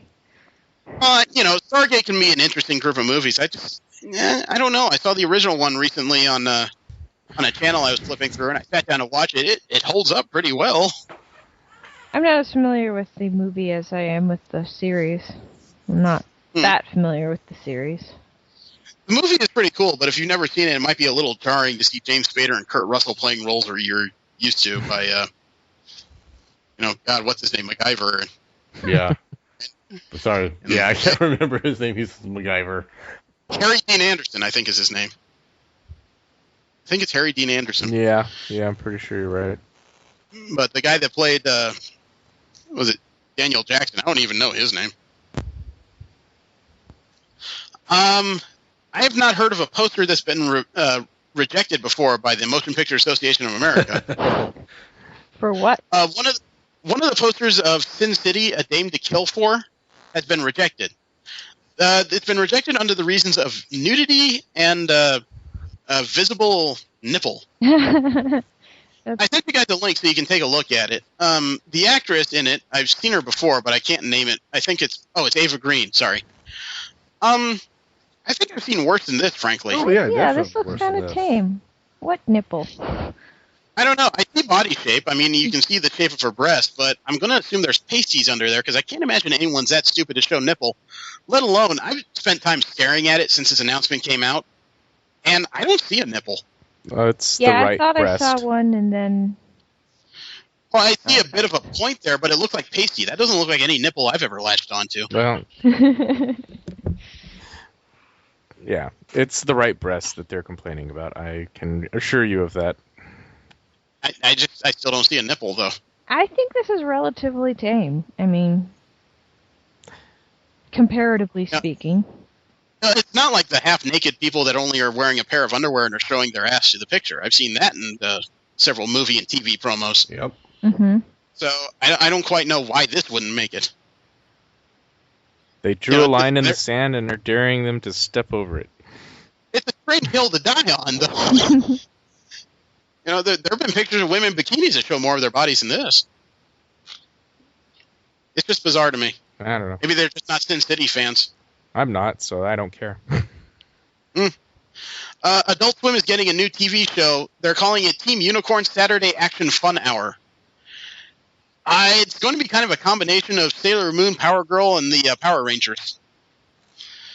Now, Team Unicorn I wasn't really aware of before. I looked them up. They're a group of geek girls, or at least used to be. Now that I think there's only one member of them remaining. They call themselves Team Unicorn because they are the mythical unicorns. They're geeks who just happen to be beautiful according to their mission website. And now they're getting this Sailor Moon style TV series, which I guess is going to be a farce of itself since Seth Green is directing the pilot. It's also involving voiceover work by Jane Lynch and Tara Strong. I've watched some stupid TV shows. I admittedly have some fun stuff. I enjoy this just lowbrow. I could probably get behind this. Seth Green's sense of humor is always pretty well on key with my own. Yeah. Hit and miss with me. Well, I guess I like him as an actor, for sure. Yeah. Well, the last bit of general media news I have is that Stephen Moffat is telling people that the next season of Doctor Who is going to have some major changes associated with it. He said regarding casting Peter Capaldi as the Doctor, quote, "To keep it completely secret, I got him around my house and we auditioned him there. I wrote these daft little scenes for him and he carried them off. And, of course, he was brilliant because he's Peter Capaldi and he's always brilliant." Unquote. In regards to Season 8, he said, quote, "We haven't made much of a change to Doctor Who since it came out in 2005. I just felt it needed to be a bit more different now. It needs to be surprising again," unquote. Mm-hmm. Don't expect anything other than that, because Moffat is notoriously tight-lipped about what he's working on. He's just very good at keeping his secrets. Which is good, considering he has, like, one of the biggest, at least British franchises. I call it global at this point. Remember, it broke the world record for the biggest televised simulcast. That's true. Now, in regards to... Actually, this has been a Marvel Media News. I wonder why this is down here. I was going to start with Marvel Comic News. I guess I'll just shove this in here for now. Hugh Jackman said that the next Wolverine movie might be an Old Man Logan story. Old Man Logan? Wait, he can't age. He does. He just aged very slowly. Oh, okay. There's a notorious comic story from about 2 or 3 years ago. Actually, 2008 to 2009. It was called Old Man Logan. Wolverine was in I don't want to say far-flung future, but it's definitely been about 60 to 80 years down the road. And he's one of the few functioning people from his era of heroics. Well, America's been split into several territories among the Kingpin and Doctor Doom and I think Loki has a section, and the Hulk owns a section. And his job, given to him by a blind Hawkeye, is just to deliver something. So they end up traveling in an old spider buggy across the Americas. And Logan's just trying to protect his family at this point. If they could do that in a movie, that would be kind of awesome, but that's not exactly something I want to see. Yeah. That'd be very different compared to a lot of movies. Plus, you could only do this with X-Men and Fantastic Four properties because it'd be a Fox film. You know what I mean? So that's kind of limiting. Speaking of the Hulk, in August, he's getting a new writer. The guy we talked about in regards to Empire, Mark Waid. Oh, yeah. He's stepping aside on this series. He's the one that's been doing it lately. He's getting replaced by the guy writing Deadpool and Nova, Gary Dugan. It's happening as of Hulk number 5, where they're starting a new story arc called The Omega Hulk. Banner and the Hulk are hunting down the other men and women in the Marvel who have special powers as a result of gamma radiation. Yeah. I don't quite know where that'll go, but... I imagine there's going to be one hell of a slugfest somewhere in there. Mm-hmm. Oh, yeah. And Marvel, we talked about a couple weeks ago how the new event for fall 2014 is the Axis. Well, there's been 2 pictures released in regards to the Axis. One was on the cover of Previews, where people can pick what comics they're going to get in the next month. The Axis of villains is kind of serious. It's the Green Goblin, Loki, Sabretooth, the Red Skull still powered up with Onslaught and Xavier powers, Doctor Doom, and Carnage. Wow. And that's a who's who of Psycho. I was wondering who that was in the back. In the back? Yeah, behind everyone. Or Carnage. No, I know. I see Carnage. I was still looking at Sabretooth. I was like, who the hell is that? Okay. Well, a few days after that, a picture of the hero standing on the opposite side appeared, and it's even weirder. Storm, Thor, Iron Man, Luke Cage, Deadpool, and Medusa, Queen of the Inhumans. Well, that one seems an odd person out. Very well, not quite as much as Deadpool, but yeah. You don't generally see the Inhumans involved in a lot of these large events. I don't quite know what to say beyond that. It's interesting groups on both sides, but it's got to involve more than just them. Mm-hmm. And they still haven't said what the storyline of Axis is supposed to be yet.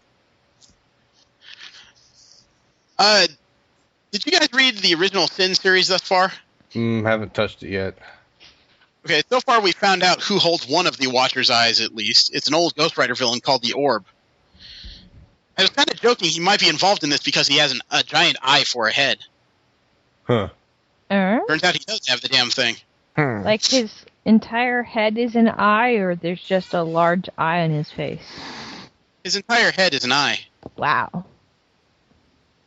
That's weird.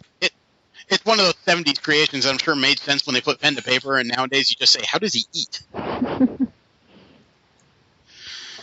But in the second issue, he activated the eye, which is apparently the event that's going to lay bare a lot of hidden secrets.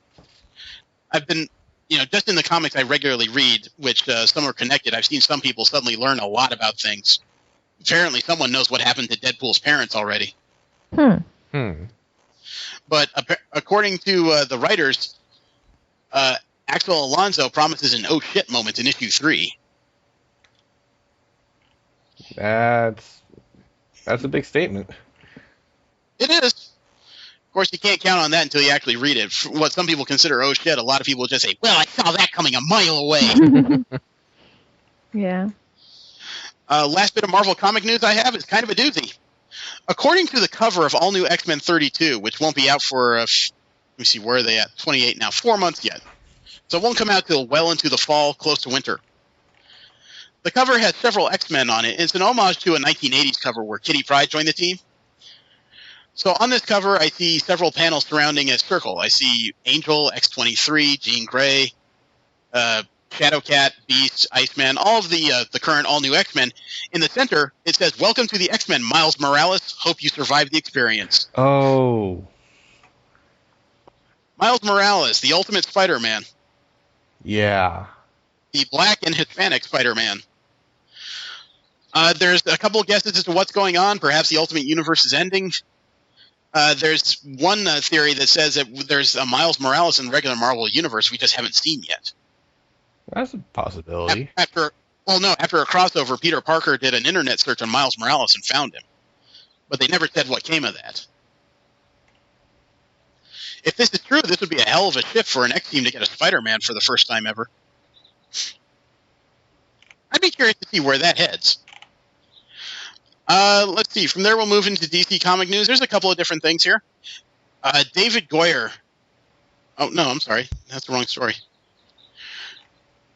The writer of New Guardians in DC's line for the Green Lantern says that they're going to explore Kyle's godlike powers. If you haven't read, Kyle Rayner in the series is a White Lantern, so he has dominion over all 7 colors. And he has a pretty unbelievable amount of powers. And Kyle apparently has what they call, quote, the operating codes for reality, unquote.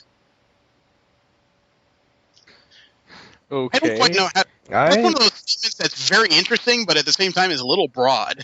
I'm actually very disinterested, to be honest.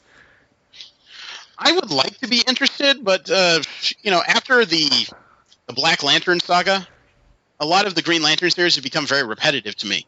The only thing that's in here that's kind of different is the fact that Carol Ferris kissed Kyle Rayner. She recharged her own powers because she's apparently in love with him in some respect. That's it. It's definitely a step away, but there's always going to be that sect that just say, no, that's Hal Jordan's girl. You can't do this. I expect them to come out of the woodwork very soon. Yeah. Did you guys read the finish of Forever Evil now that it's finally fucking done? Oh, it's done?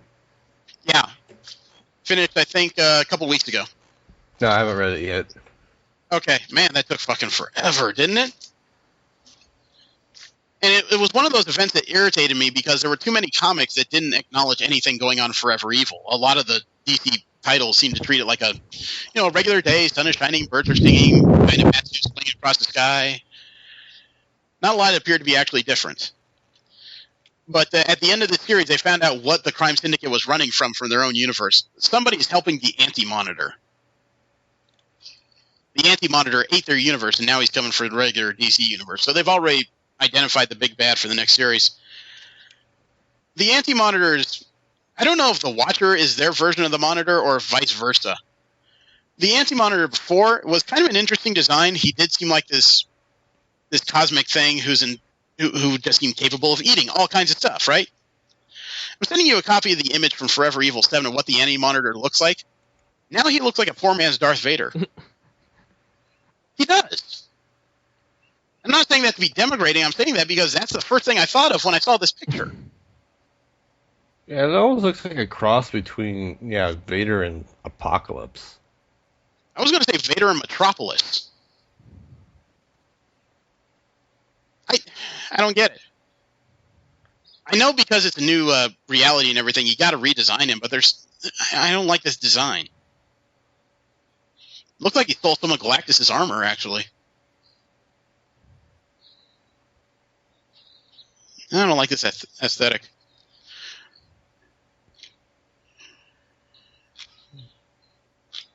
The last bit of DC comic news I have, I would kind of like to slap the guy running their movies for them, David Goyer.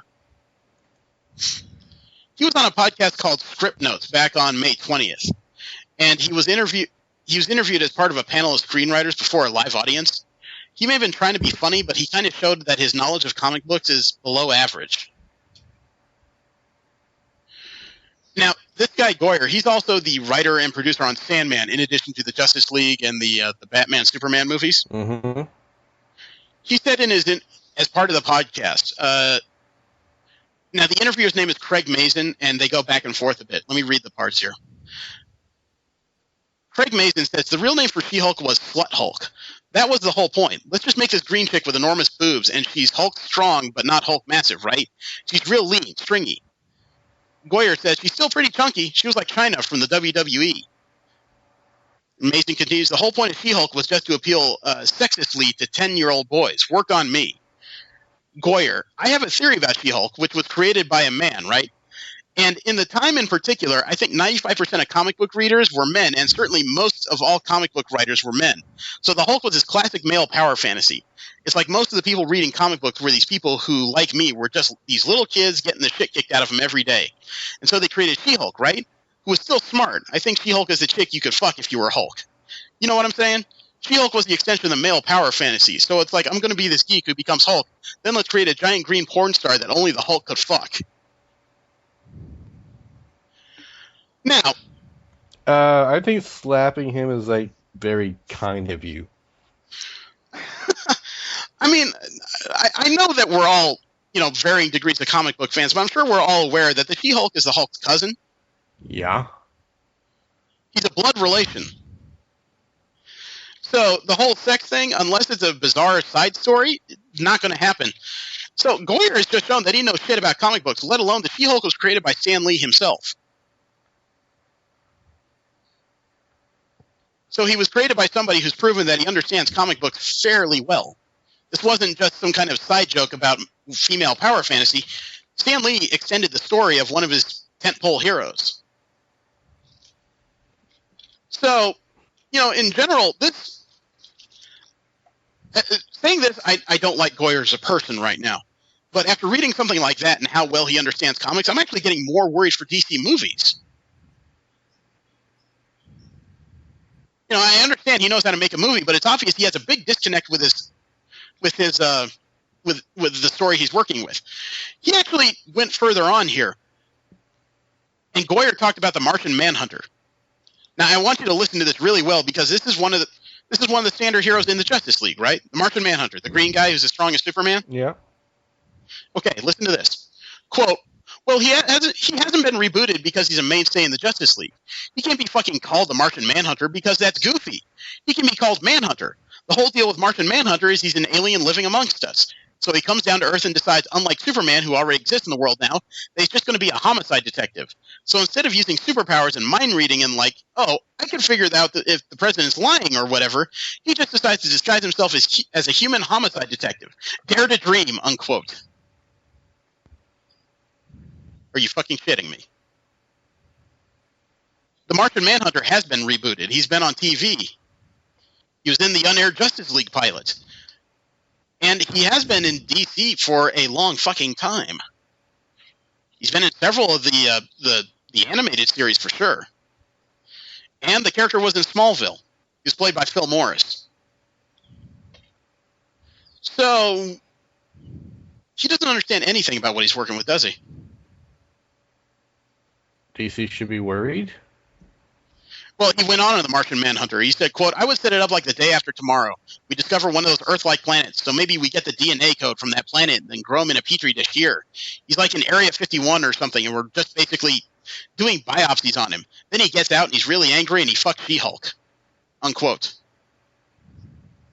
Now, for a guy that complains that the She-Hulk is nothing more than a male power fantasy, he's awfully fixated on her.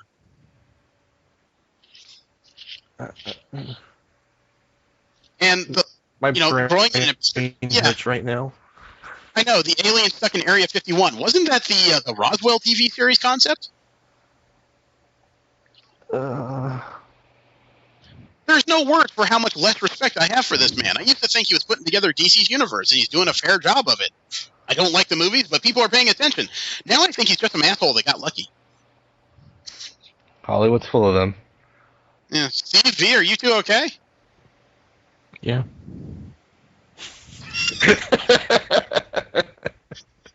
V, you alive over there or what? Holy crap, I'm sorry. Oh my god, the fuck. I was muted. But I was only muted for a little bit, so. Okay, because we've been tripping out on this whole She-Hulk storyline, and I mean, what the fuck do you think about all this? You're the person who reads comics the least among us. I am amused. I think... What? So someone has to be amused by this. Well, I mean, it's just... I think it's funny that someone that knows nothing about comics has gotten a position making comic book movies, and no one's, like, pointed out, hey, maybe we should get someone with a little more knowledge. Have you seen the movies in the 80s? Frankly, I just hope that as soon as he was done with his podcast, Jim Lee called him into his office at DC Comics and said, "Hey, Dave, what did the five fingers say to the face?" Bitch. In general comic news, there is something I actually want from Comic-Con exclusives. For the first time in my life, there's an actual exclusive I would seek out. There's a group of 3.5 figures they've made in a special Infinity Gauntlet set. Oh. It's not very impressive figures. It's Thanos, Star Fox, Death, and Nebula. But the thing is, they're all surrounding something. They're all surrounding a giant foam hand. You can actually, for $70, own the Infinity Gauntlet. Okay. I want this goddamn thing. And I don't even have a good reason why. I showed it to my wife, and she just said, "Well, if that's what you're after." I sent you guys a link, and this thing is fairly large. I would love to walk around Comic-Con with this thing on my hand.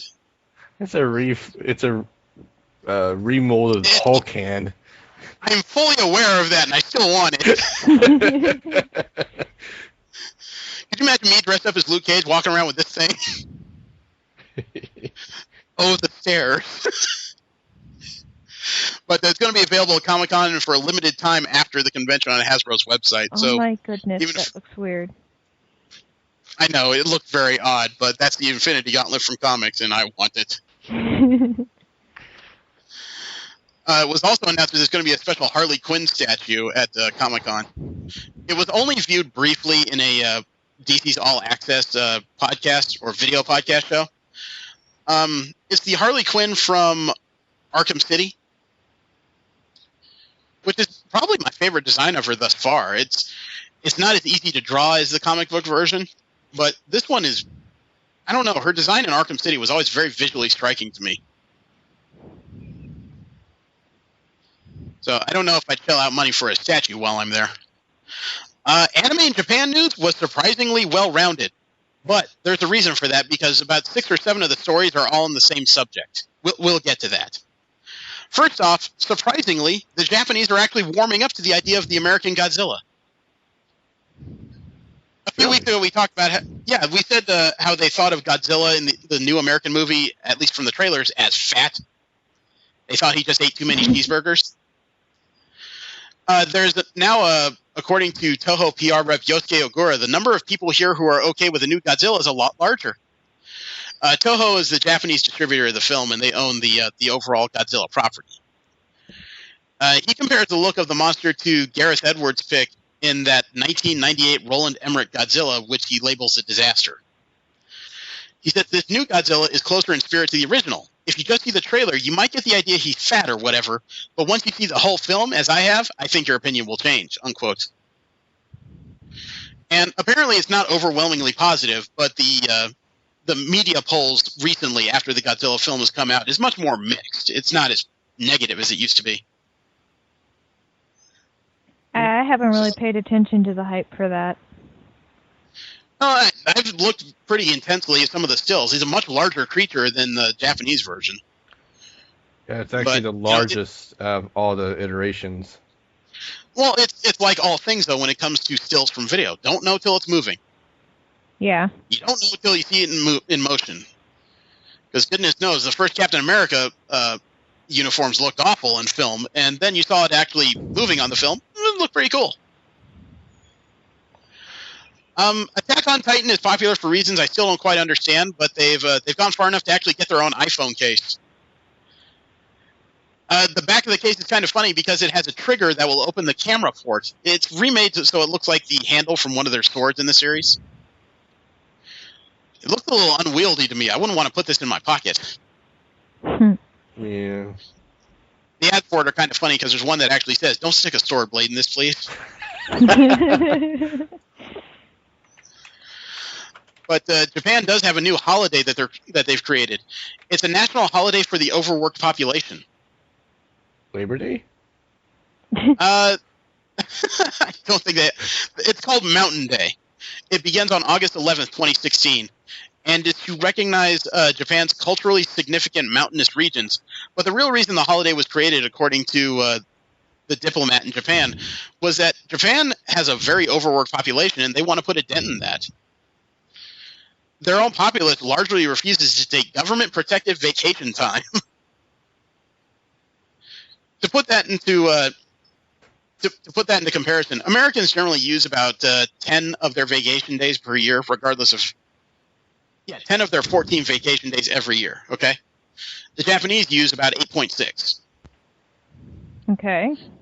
That's not a wide difference, but that's still much fewer days off when you think about economy and workloads. You also got to consider that the Japanese also have some voluntary work hours. You know, they don't get overtime. If they stay afterwards and work, they're just working. Mm-hmm. So it's kind of hard to gauge how much more they work in compared to us. I would venture to say it's probably a lot, considering the overtime laws over there. So at least somebody in the government's actually watching out for the populace.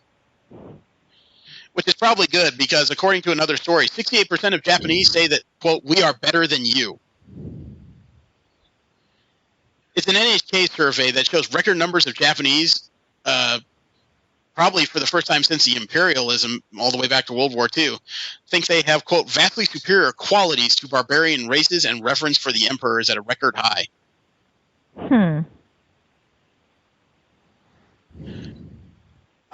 They also think that marriage and having children are as outmoded as the concept of being able to influence a nation's politics by voting in elections. And they wonder why they have birth rate issues. That doesn't...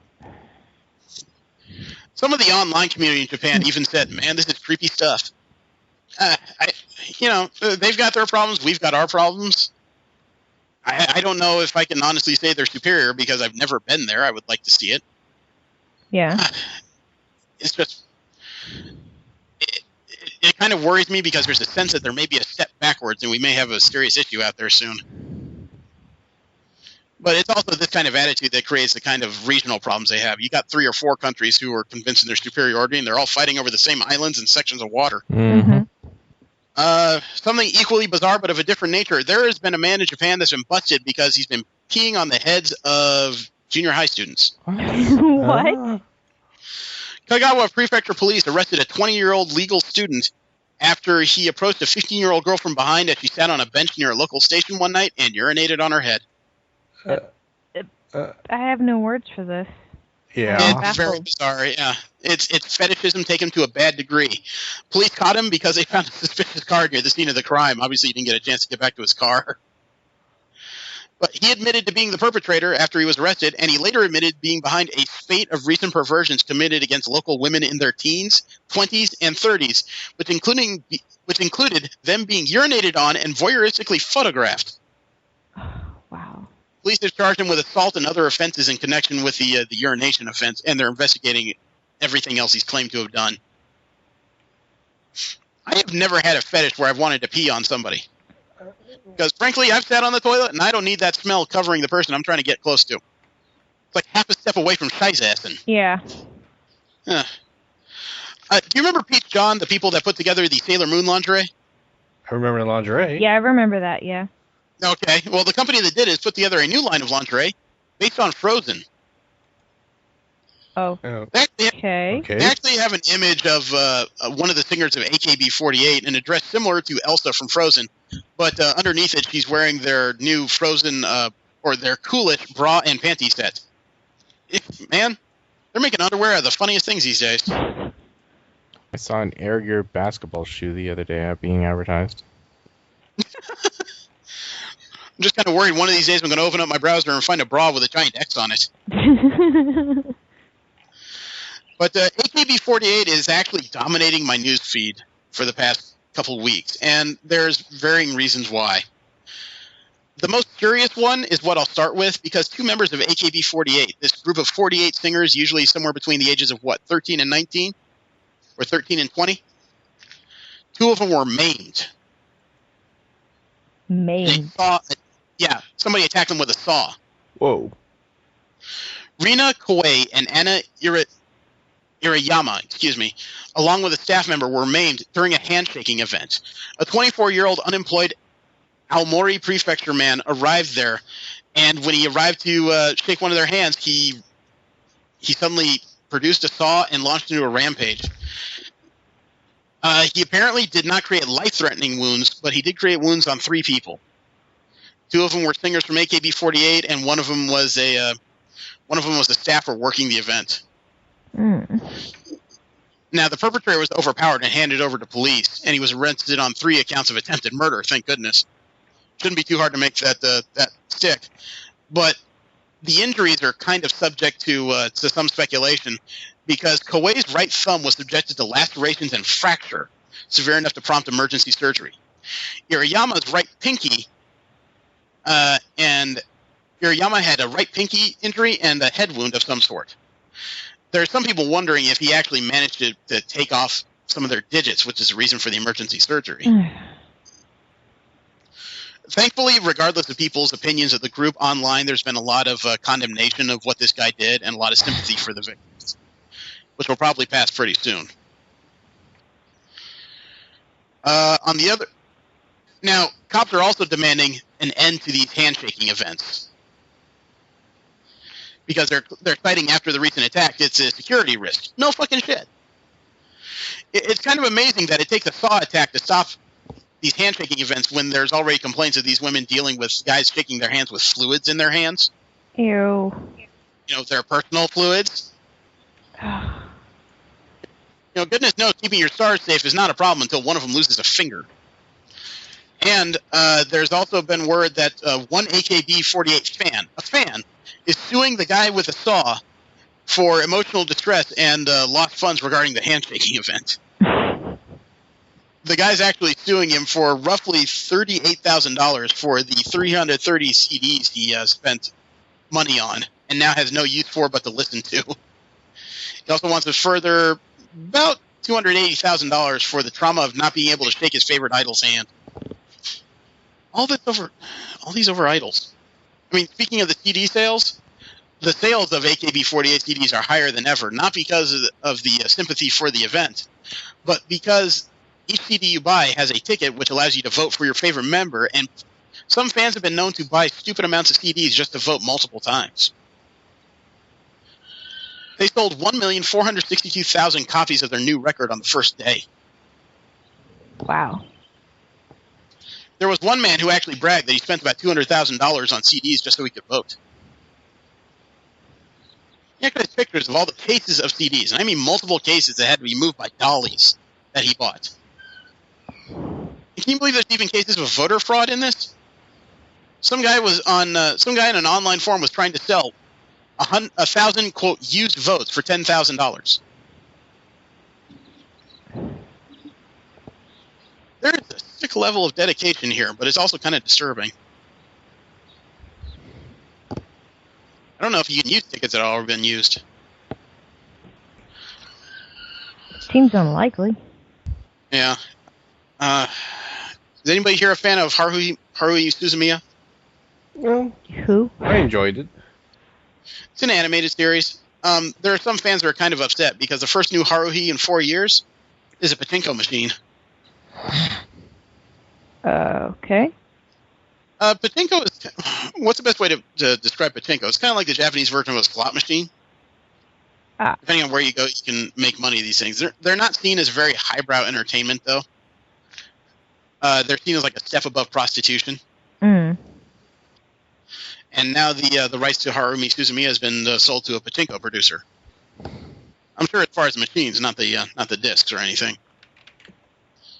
Last bit of Japan and anime news I have is that Tokyo has now said that you are glorifying incest if you don't condemn it. Okay.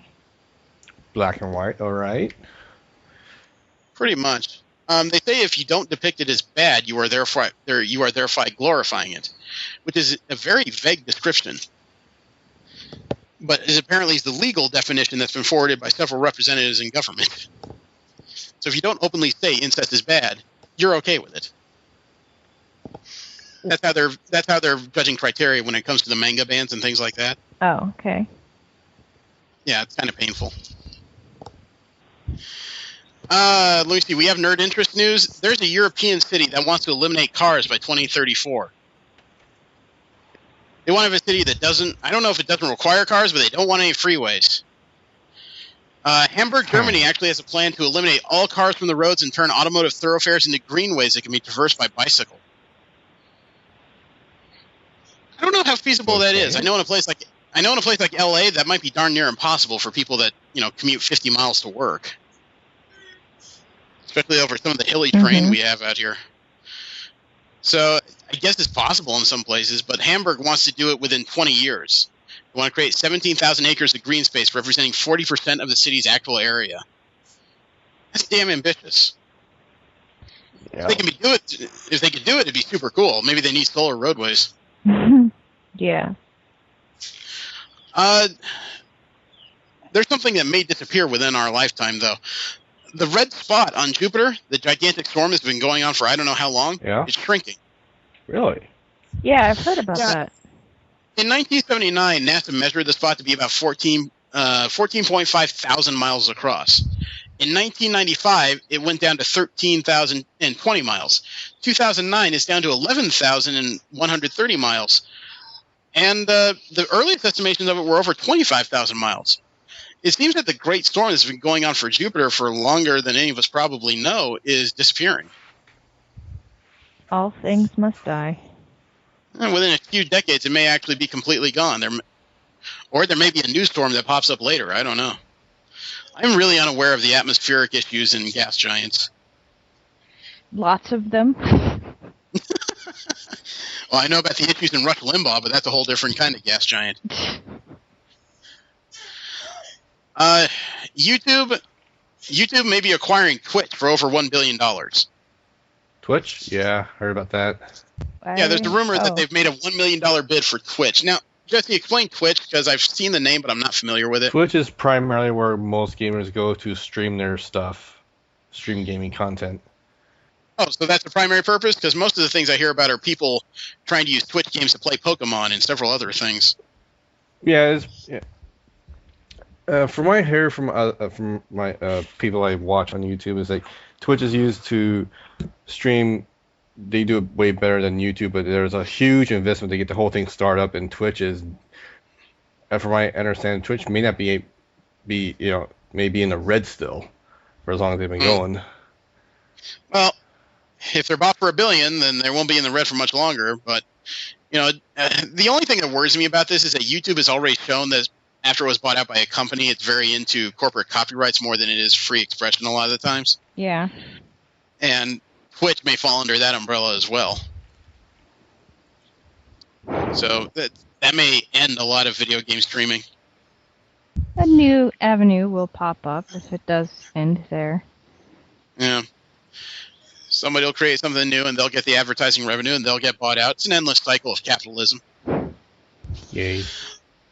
There's new information about the release of Dungeons & Dragons 5th edition. They have a new logo. It's just a simple font that's meant to get attention. It's been referred to in Gen Con as 5E. Yeah. I don't know why it's 5E necessarily, but... 5th edition, just like... Oh, okay. Yeah. 4th edition would be 4E, and 3.5 would be 3.5E. All right, well, they already have a series of releases planned. July 15th is when the Dungeons & Dragons starter set comes out. August 19th will be the new player's handbook and the new Horde of the Dragon Queen. September 30th is a monster manual. October 21st is the Rise of Tiamat, and November 19th is the new Dungeons Master Guide. Okay. So it's only $20 to get in, but if you want to make an expanded game, you got to be looking to spend at least $70, it looks like. Also, Wizards of the Coast is outsourcing. To whom? The miniatures line has been licensed to WizKid. They have pre-painted plastic minis like HeroClix and Mage Knight. They've been doing that for a decade.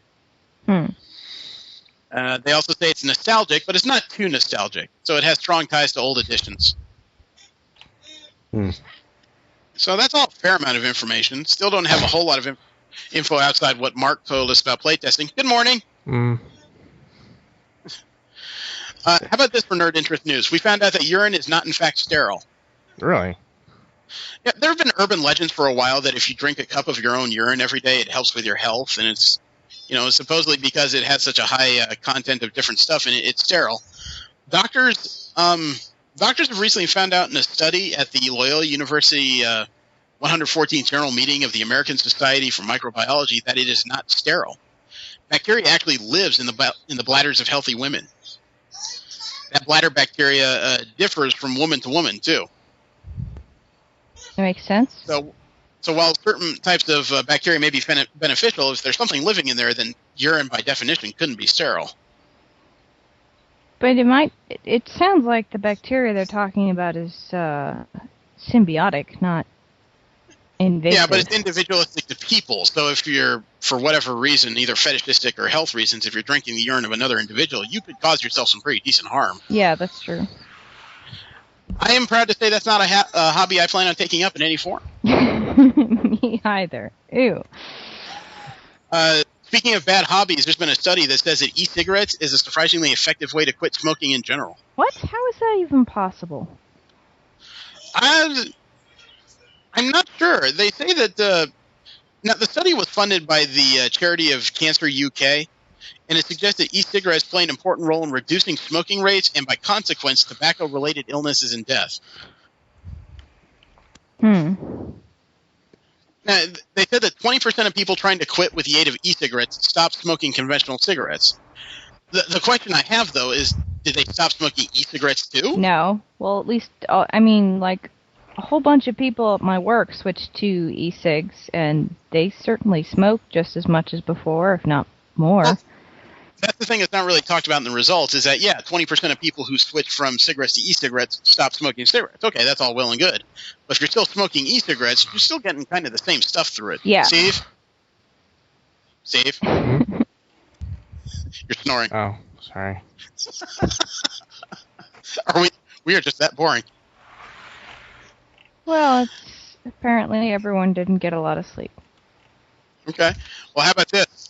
Physicists at the Kavli Institute of Nanoscience in the Netherlands have successfully teleported information over a distance of 10 feet. Holy shit. I heard about that. Yeah. Now, that's kind of significant because obviously it's just teleport information, which could kind of really change our information infrastructure, right? Uh-huh. But if you reapply that, that means that there's also the possibility of transporting energy or possibly even matter if they get this working on a wider basis. Mm-hmm. Right. Which I hope they do.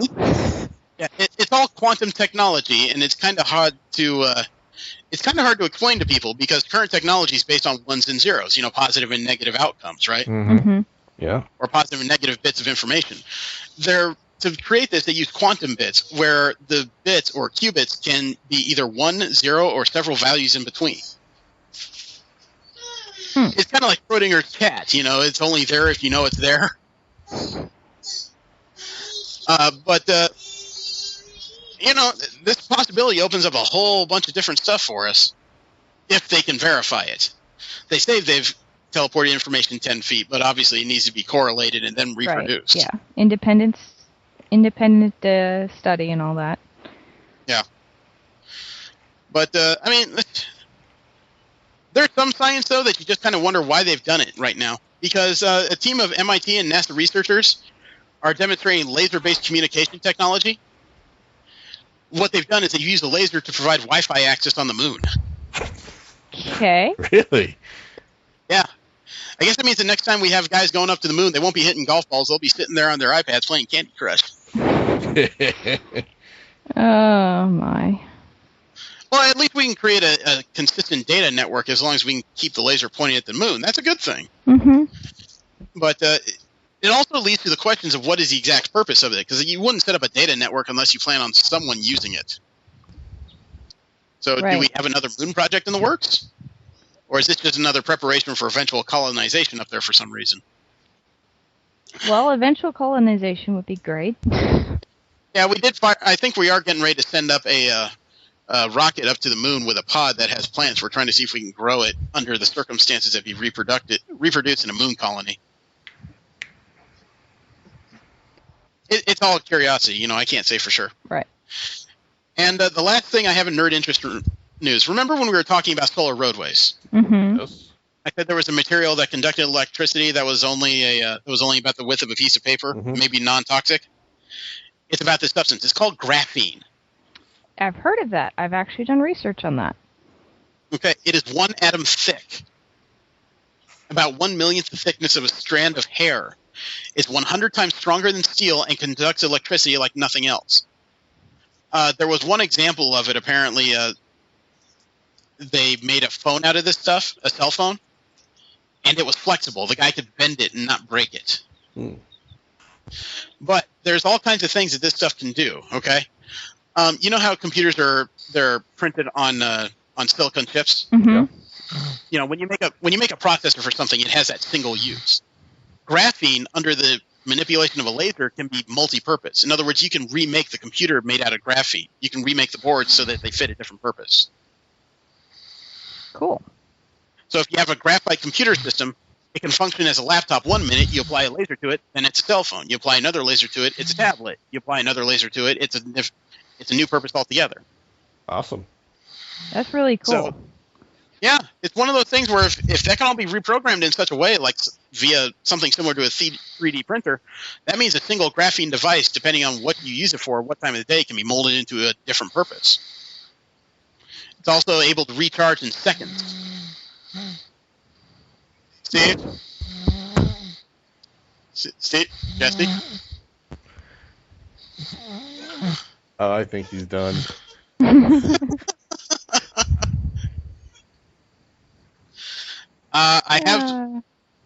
We have what the fuck news, and we have only some of it. V, remember when you mentioned robots earlier? Yes. Okay, roboticists at Kansai University want to endow robots with the same types of involuntary physiological reactions that we have, and in this case, they wanted to make one that sweats. What?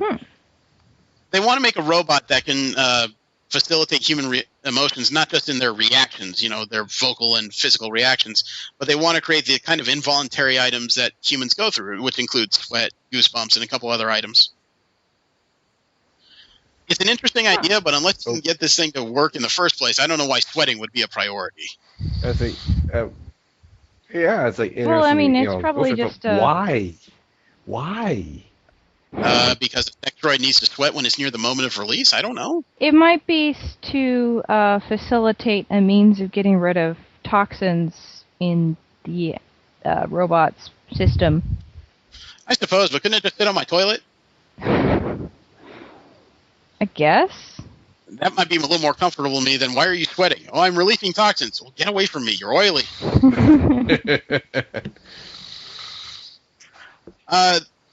Also in WCF news, this is kind of positive in this format. There was an MMA fighter who was beating the crap out of his opponent.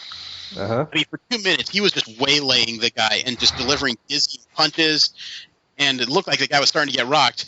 And just when it seemed like victory was assured, the fighter throwing all the punches kneeled down and tapped out. Really? Yeah, his name is Mike Pantanko. He was fighting against an opponent that he didn't train for, and it was an unpaid gig. They're still in the low ranks of MMA fighting. This isn't like, you know, UFC or Strikeforce or anything like that. And he decided that instead of giving this guy some kind of weird permanent injury or really just rocking his head for an unpaid burst, he thought it was more worthwhile to just lean down, tap out, and end it right there. Wow. Okay. That's unusually pragmatic for a fighter. Oh, yeah. It's a very nice gesture that he didn't want to cause a man unfortunate permanent injury. Dude! He is really out. Yeah. Oh, he's on the graveyard schedule, so yeah, he should be. Wow. Yeah, he should have been asleep 2 hours ago. But you know, it's a bizarre decision, but I can't say it's a bad one. At the very least, he has a good reputation as a sportsman instead of a victor. Yeah. Mm-hmm. This one, I'm going to have to just send you the link because I don't know if I can describe this. Somebody at IO9 said this should be an enemy in D&D, but this is just this looks like something that should be in Japan news, frankly. There is a wall of undulating penises. That's fascinating. It's an art project by a New York University student named Pecky Sue, who used a 3D printer to create rows of waving mechanical dildos for some reason.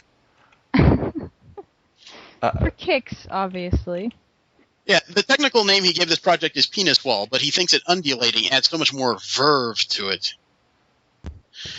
Okay. It responds to either a viewer's movements or to real-time movements in the stock market. Okay, I can imagine some stock traders actually doing what would be on this wall, depending on what the stock market does. I get that. They say this can be used to represent data. I guess my question would be why?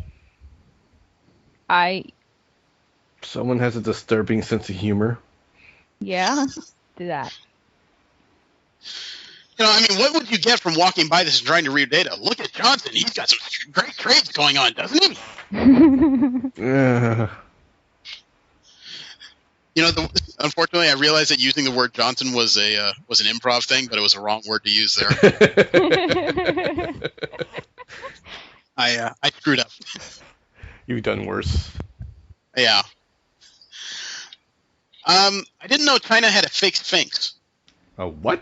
A fake Sphinx? They recreated the Sphinx in their country. It was a replica built in Hebei province. It's being demolished, though, because Egypt apparently sued China for taking away a cultural copyright. I can see that. Okay. Yeah. This replica was 264 feet long and about 30 meters tall. It was made of steel bars and cement. But it's not the only thing China has done in this respect. They have replicas of Mount Rushmore, the Eiffel Tower, and an entire Australian village. So what are they doing in Las Vegas except, 1-to-1 scale? I don't know. I guess this is the usual things you can expect from Chinese copyright. They'll just take all the intellectual properties. I just want to know what kids ask when they go to this mini Mount Rushmore. Which of our prime ministers was that?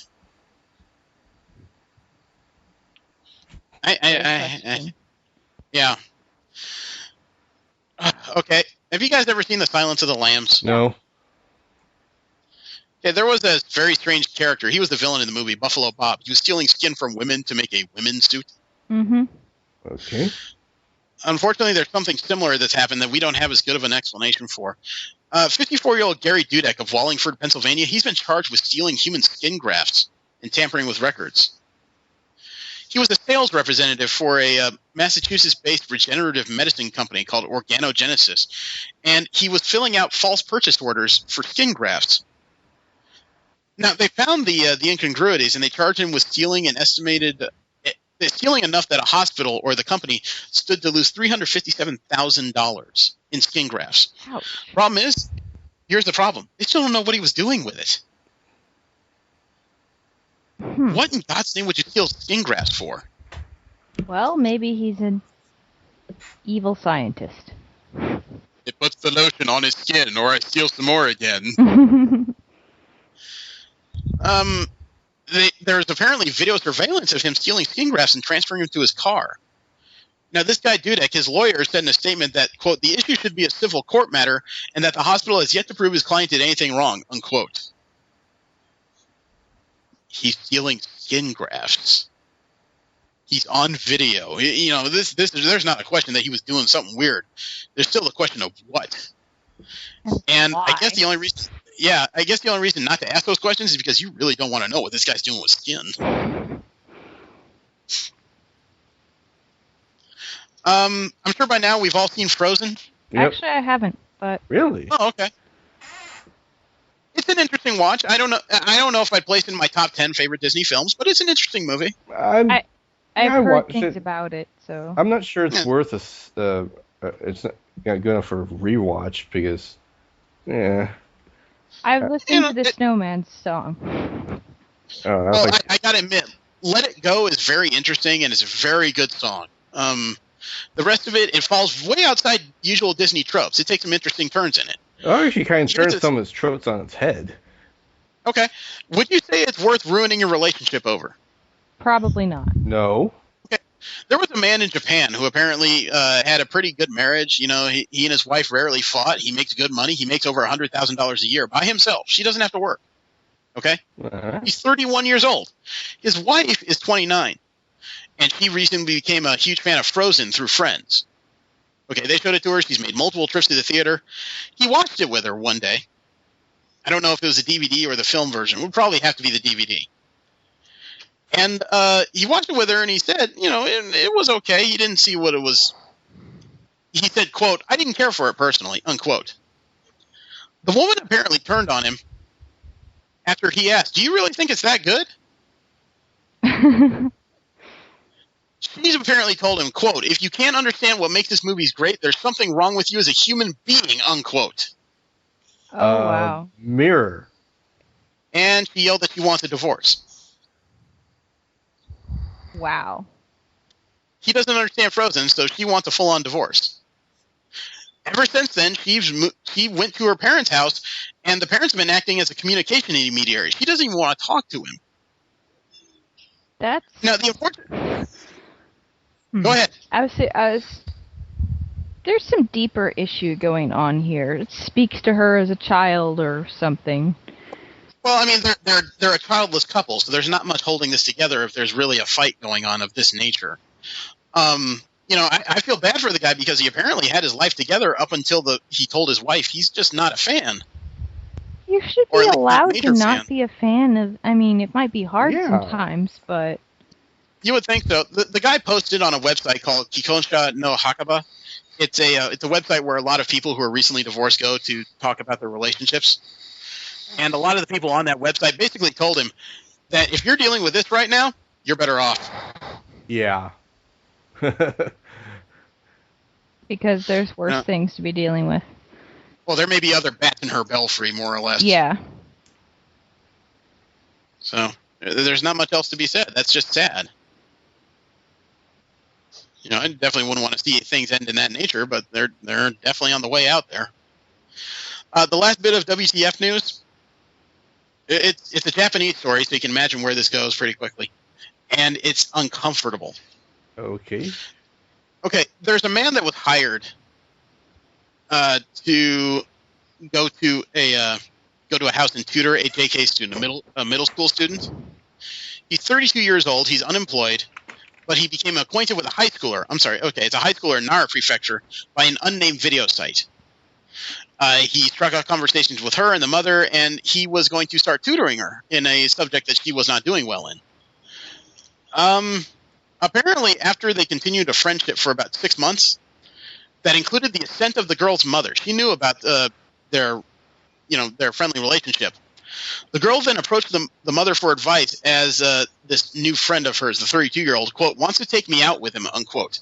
And the mother replied, quote, you might as well get him to help you with your studies at home then, unquote. And this guy actually visited the house a couple times. The acquaintance took an intimate turn, and the mother decided to consult with local police at that time. Now, the man's been arrested for engaging in indecent acts with a minor, and he admitted to that. But if you've been invited into the house by the girl and the mother, what are you to think? Right? I mean, she's young and everything, and I get that. 16 is one of those weird ages where the hormones start firing, and you're 2 hairs away from being an adult. Mm-hmm. Both emotionally and physically. So if the guy was invited into the house by the mother, the girl is 16, which is a questionable age, but some countries have 16 as a consensual age. I don't get quite how the man did anything truly wrong. He got involved with somebody way too young for his age. 16 to 32, there's a big maturity difference there. Well. But it's one of those odd gray area questions. The guy kind of did wrong, but he was invited there. Right. I don't know how you prosecute that. He probably will get prosecuted, but he might not get a heavy sentence. It just is a superbly bizarre story. And, you can rest assured that if somebody came over and they're 32 and said they wanted to hang out with my teenage daughter, it's like, yeah, you can hang out with her. If you get past me and the gun. For freak's sake. The comic book, well, I guess technically the graphic novel we're supposed to read was X-Men No More Humans. It was by Mike Carey and Salvador LaRocca. It is a strange story because it is one of the few graphic novels that happens in canon, but it wasn't told in prior issue-to-issue releases. It's a single standalone story that will stand in canon with the rest of the Marvel Universe. I gotta say, Salvador Larroca, he's one of my favorite artists. The guy who did the pictures throughout this book. Mm-hmm. He has a very striking visual style that's sort of comic book, but it borrows some very realistic elements to it. And he does a lot of subtle expression superbly well. One of the early scenes where that guy has something that looks like a young girl behind a glass cage, and she smiles at him from the top of the eyebrows like that. Mm-hmm. Or from underneath the smiling, devilish eyes. Those just kind of fucking scary.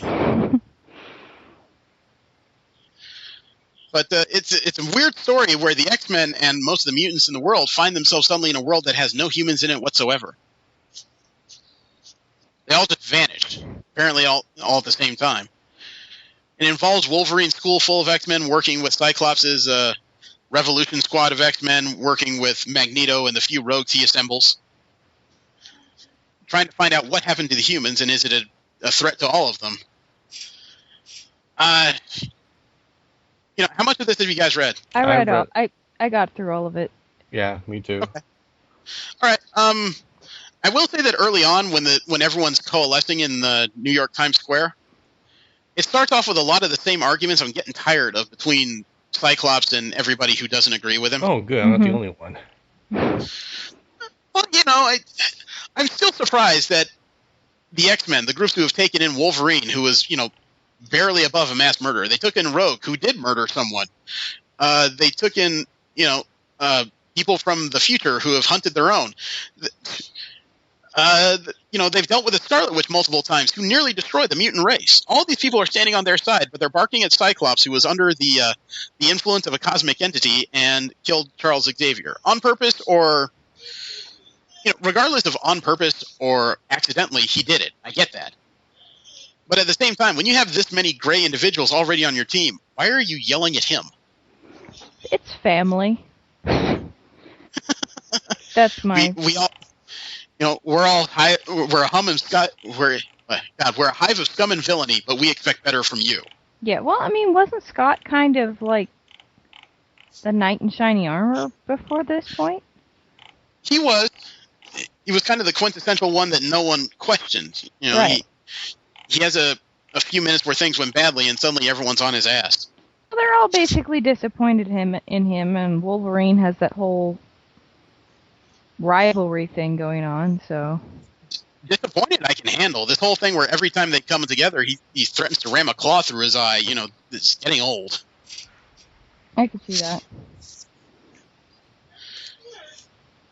But it is a scary proposition to find out that this massive minority throughout the world are suddenly the only ones on it.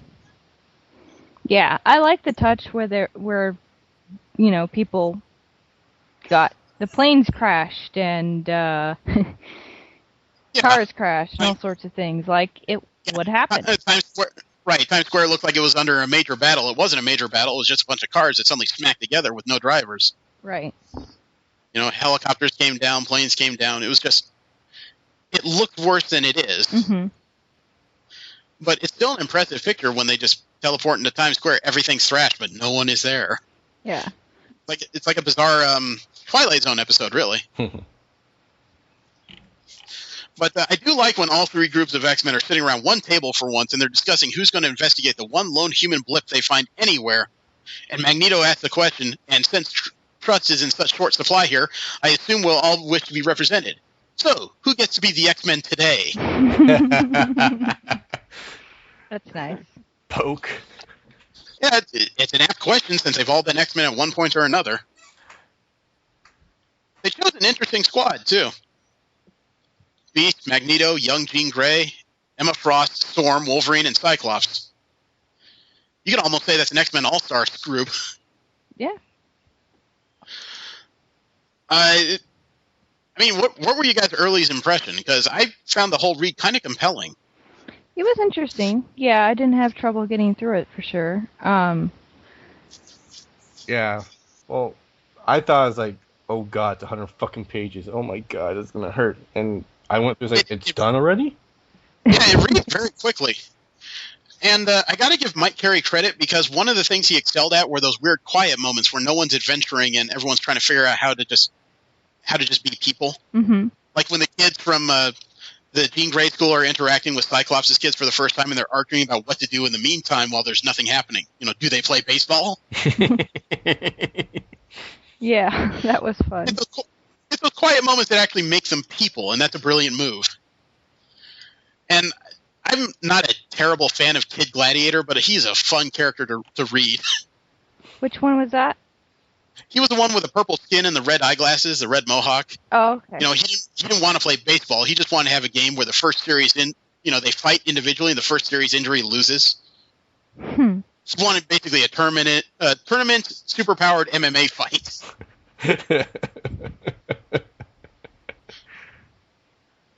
It has some perks.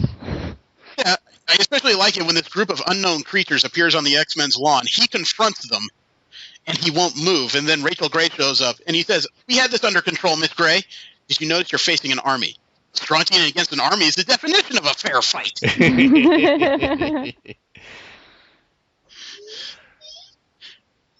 He's the son of a character that's been known to be undefeatable unless you can... If he's confident he can do something, he can do it. He's the son of this character. Basically, you have to psych the guy out in order to win. Yeah. Yeah. So if he feels he can take on an army, he's going to take on that army. The devices that were used to remove the humans were mechanical. I guess you could say a little stereotypical. But it was very effective, and the whole series didn't really take a turn until they find out that there's a new Brotherhood of Evil Mutants led by Wolverine and Mystique's son, Reyes. Mm-hmm. Yeah, he didn't get much time in that Battle of the X-Men crossover, but in this book, they turned him up to kind of Machiavellian levels of evil. Oh, God, yeah. He's just sort of crazy. He's more than a bit crazy. He's kind of... Delusions of grandeur come to mind? Yeah. Definitely that far. He definitely thinks he's a top dog no matter where he is. But he's got Mystique's drive to create a mutant-only utopia with almost like Doctor Doom levels of desire to just destroy everything to create it. It's one of those cases where he's not an absolute villain, but he has no ethics whatsoever. Yeah. He reminds me of someone I can't put my finger on right now. I'm in agreement with that. He reminds me of another type of villain, but I'm not quite sure which one. I can't think of it. But there were great character moments throughout this series if you knew what you were looking for and you were really familiar with them. Mm-hmm. Like North Star and Tempest. You remember that? No. Not really. Tempest was sent in to spy on Reyes' camp since it wouldn't recognize it's out there. She needed an extraction because she was about to get the crap beat out of her by an alternate dimension version of Blob. And she just vanishes. The next panel you see is North Star running full tilt down the streets of San Francisco with her in his arms. And she knows he's gay, so she says, "I know you could care less, but when we stop, I'm going to kiss you so hard."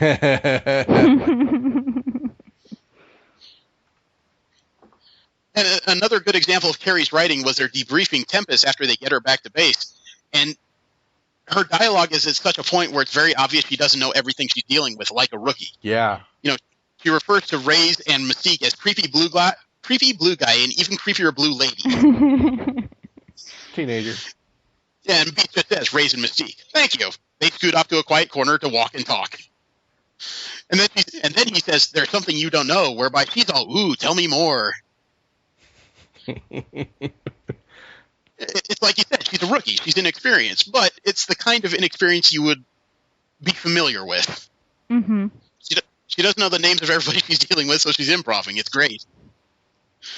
But the whole series about two-thirds in, or not series, the whole story about two-thirds in takes a creepy turn when we find out Triage's powers is not straight healing. It's life manipulation. Holy crap. Yeah, he manipulates the life force in general. He can actually, to a limited degree, revive the dead. Or reanimate them, at least. That would be the right word, yeah, because they're not flesh and blood talking people anymore, but their synapses are firing and he can get them to stand up and do things. Mm-hmm. That's scary as hell. Especially when you think that power is now in the, he was a freshman college student, so he'd be like 19, 20? That's a ripe age to make all kinds of mistakes. Right. And let alone, he got separated from this guy, and he was still walking around and doing things. So that means that he can flush it, leave it, and it doesn't have to be sustained by him. Yeah, that's kind of scary. Mm-hmm. Yeah, more than a bit. This is something no one decides to break his head, or Yeah. Well, actually, have you been reading All New X-Men lately? not lately. The Brotherhood of Evil Mutants found Cyclops' base, and the first thing Reyes did was infiltrate the base, disguised as X-23, and stabbed Triage straight through the chest. Oh, fun. Yeah, when he was laying down there, magic couldn't do anything. Her sorcery couldn't do anything to somebody who's already dead. And after a while, suddenly Triage sat up and just said, "What happened?" And they said, "Dude, you healed yourself." "I did." "You can do that?" "I can do that?" Makes me wonder if he's dead now. No, he's alive. Apparently, his life force manipulation can still happen unconsciously. Reflex, defense mechanism. That makes sense. Yeah. The one thing I did catch, though, was that when they were talking about reanimating this corpse, Beast left the room because he just didn't want to be involved in it. He thought it was a compromising of his morals. Beast? He was arguing the whole thing to Storm. I thought it was kind of a funny argument, considering this guy brought 5 teenagers forward in time to talk to Cyclops. Yeah. Weird moral issues, in my opinion. Well, the X-Men have to make a lot of snap decisions because whereas a lot of superheroes, their purview is to save the world, at all personal costs. Not at all costs per se, because you don't want to destroy a city to save the world. That's not the way they generally operate. Mm-hmm. But if they can sacrifice themselves to do it, they will. The X-Men's mission statement is kind of different because their whole purview is to prove to people that these people that are capable of lifting tanks, walking through walls, destroying mountains, they deserve to walk among humans because they can be peaceful. Their purview is, if you simplify that mission statement, is survival. Right. They're trying to show people they have a right to life, so they tend to go places other superhero groups won't, just to try and forward the idea that they're worth saving. So they have to compromise a whole lot with what would be traditional superhero ethics, I guess you could say. Yeah, Mhm. like I said, I had mixed with Beast. I did have mixed feelings because I understand this guy has this very strong moral conscience, despite the fact that some of the rather He's made bad decisions himself. Yeah, exactly.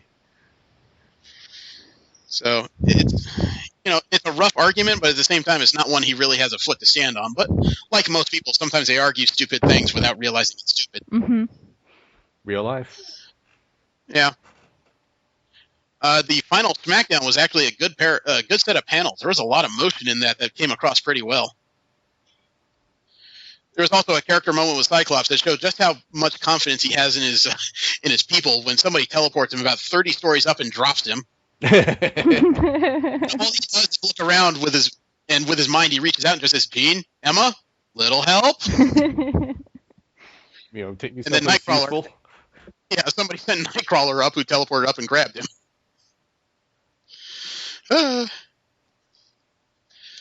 So, as you can imagine, a lot of things are reset. Humans are put back. There was that oh shit moment in page 7980 when it revealed that Reyes' ultimate trump card was that he brought a Phoenix from another dimension. Oh man. He brought a Jean Grey. Well, not even a Phoenix. He brought a Jean Grey Dark Phoenix. Bet you there were several people that shit their pants there. Yeah, actually, on page 79, there was one panel on this I didn't like because I get the feeling somebody painted it wrong.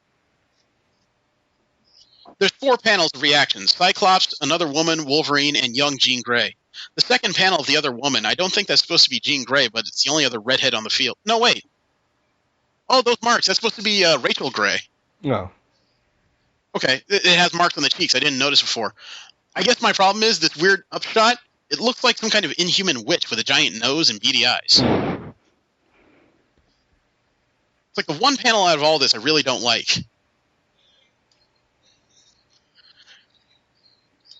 So, yeah, they deal with the Jean Grey, and as you can imagine from a story of this nature, the humans are put back.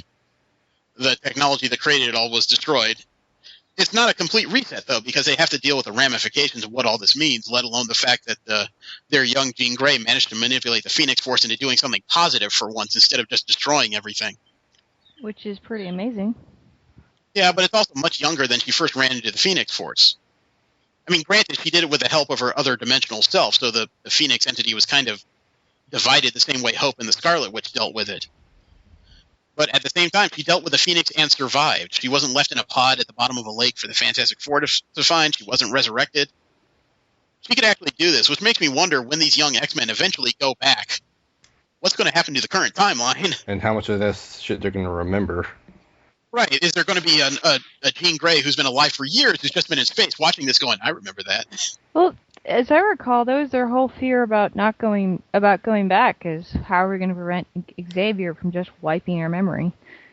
Right. And I think we had that conversation where, it's been proven that if they go back in time, they're going to re-enter the time stream. She's going to get the Phoenix Force, and wouldn't that just unlock the full knowledge in her brain at least? Maybe that's where the insanity comes from. Oh, that could be. That's a good point. The knowledge that you're about to ruin everything. Yeah. But, this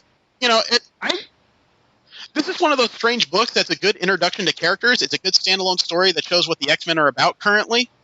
This is the type of thing that if somebody asked me where to get involved in the X-Men now, I would hand them this. It doesn't go into the tremendous amount of backstory a lot of these characters have, but it's a good start point where you can catch up quickly. And it's probably the point where you're going to see the most amount of current and former living X-Men anyway in one place. Mm-hmm. I mean, the last fight heavily involved Cannonball, who's an Avenger right now. So that would be my argument. What did you guys think of it? I had one. I may be a nitpick, but it's something to do with the technology that they had there. Because no, give it to me, man. Because I want your honest opinion. I don't want you to say you like it just because I thought it was good. Well, I liked to read. It was very fun, and I didn't feel like I was being pulled through the story. I said it's done. Okay. Yeah, no, but my nitpick, my thing is, the technology says, whatever Ray's used to remove the humans, put them in some place of suspended animation or whatever, in a holding position.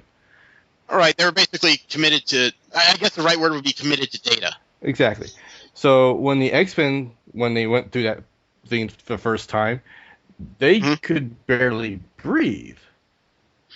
Well, I thought about that a little bit, but I think Ray's, when he removed the humans, he just kind of put them in holding. He held, 7 billion hostages, basically.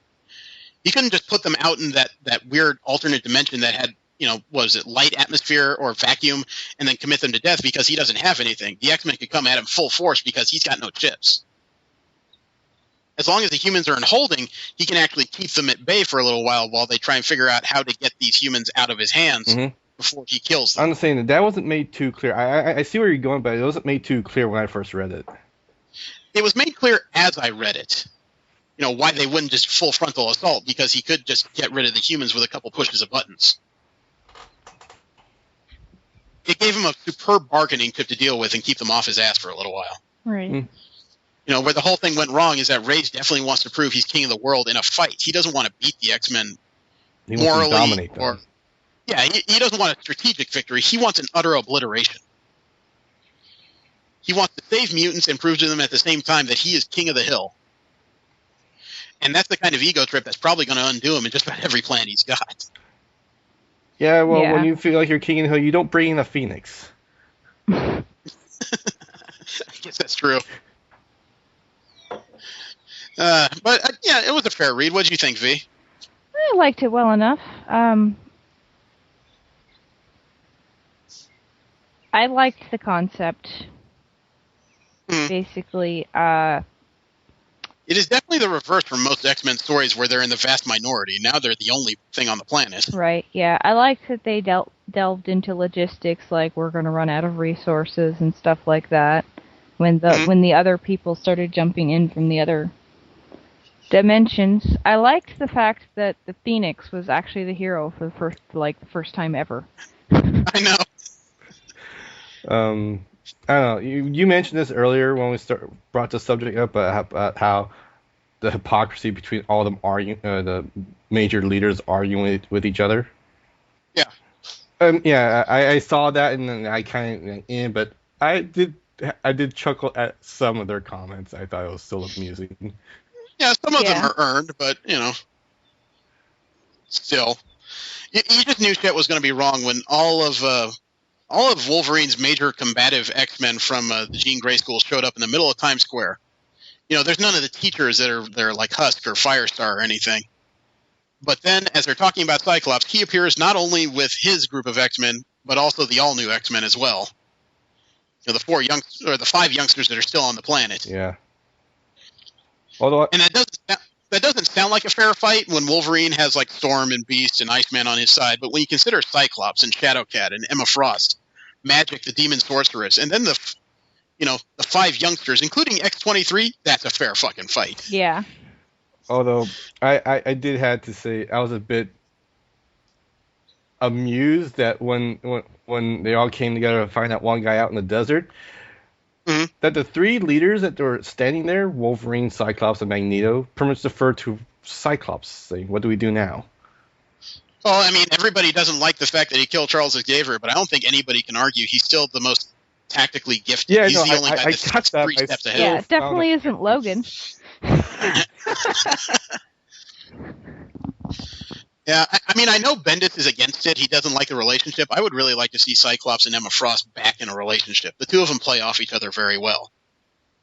Because it's an odd couple. You know, you have the freewheeling thinker in the form of Emma Frost, and then you have the very rigid Cyclops. It's an interesting dynamic they have. Mm-hmm. But as long as he's writing X-Men, it won't happen. He didn't like it. Oh, well. But, yeah, I think that's a solid recommend. I don't know if I'd say it. I wouldn't say it's the best X-Men story I've read, but it's a very good place for everyone to get on the same page. From there, we'll bounce over to the other thing we did. Because we were off for an additional week, I convinced everyone to go see Days of Futures Past. I would ask Steve his opinion, but he's gone unconscious on me. I had to disconnect him from the podcast because I was getting tired of the snoring. I hope that isn't a statement of his interest in this whole thing. Probably not. I really liked it, me personally. I did not want to go. I wanted to hate this. I really did. But, you know, when I hear Jimmy, and my roommate, who absolutely hates the entire X-Men franchise, says he loves this movie, it's like, fine, I'll watch it. I went into the whole thing neutral because the last movie I saw that had this many characters in it was X-Men The Last Stand, which I didn't like at all. Yeah. I went into it, and as soon as I came out, I liked it. I thought it was pretty interesting. The problem was, the more hindsight I add to it, the less I like it. Yeah? Does that make sense? What issues did you take with it? Make it sound like I'm sitting here going, I hate you all. I hate you. I'm sorry. I didn't mean to make it sound that way. I'm not saying this movie is like the best they've ever made. I'd say it's not terrible. Well, before we go through critiques or anything, let's go through the numbers. We have a movie where Shadowcat was used to send Wolverine back in time, or his consciousness, I should say, to change events that led to this dystopian future where Sentinels were running everything. Uh-huh. First of all, the first 20 minutes of the film really center around this story. And I thought the visual representations of all the new characters was out-fucking-standing. Yeah. Yeah. Boo Boo Stewart looked like what I would think Warpath would look like. You know, Fan Bingbing went past all my expectations for what I ever thought Blink would look like on the screen. For the first time, Daniel Cudmore, I think his name is, he actually looked like Colossus instead of some watered-down version from the prior 2 appearances he made. You know, his Last Stand version was fucking horrible. And Sunspot. Never expected to see that character on screen. And after the Fantastic Four film Fox did, was superbly worried about this one. He actually looked like somebody who was on fire. He actually looked like a sun, so, yeah. Which one was Sunspot? Was that the one The that fire was... guy. Okay. Yeah. Oh, that's right, because the other guy died or something. Oh, that's his expanded superpowered version. You know, he's gone through several different power variations in the comics. But all of them look fantastic. I mean, even the future version of Iceman, he didn't look like a cheap CG overlay. He actually looked like he was he looked like ice. Yeah. Mm-hmm. He looked like he was made of ice. It was awesome. And the first couple fight scenes were very compelling. You know, the scene where Shadowcat's running with Bishop to try and get him to that vault so she had time to throw his consciousness back in time a few days. It had a lot of tension to it. Yeah.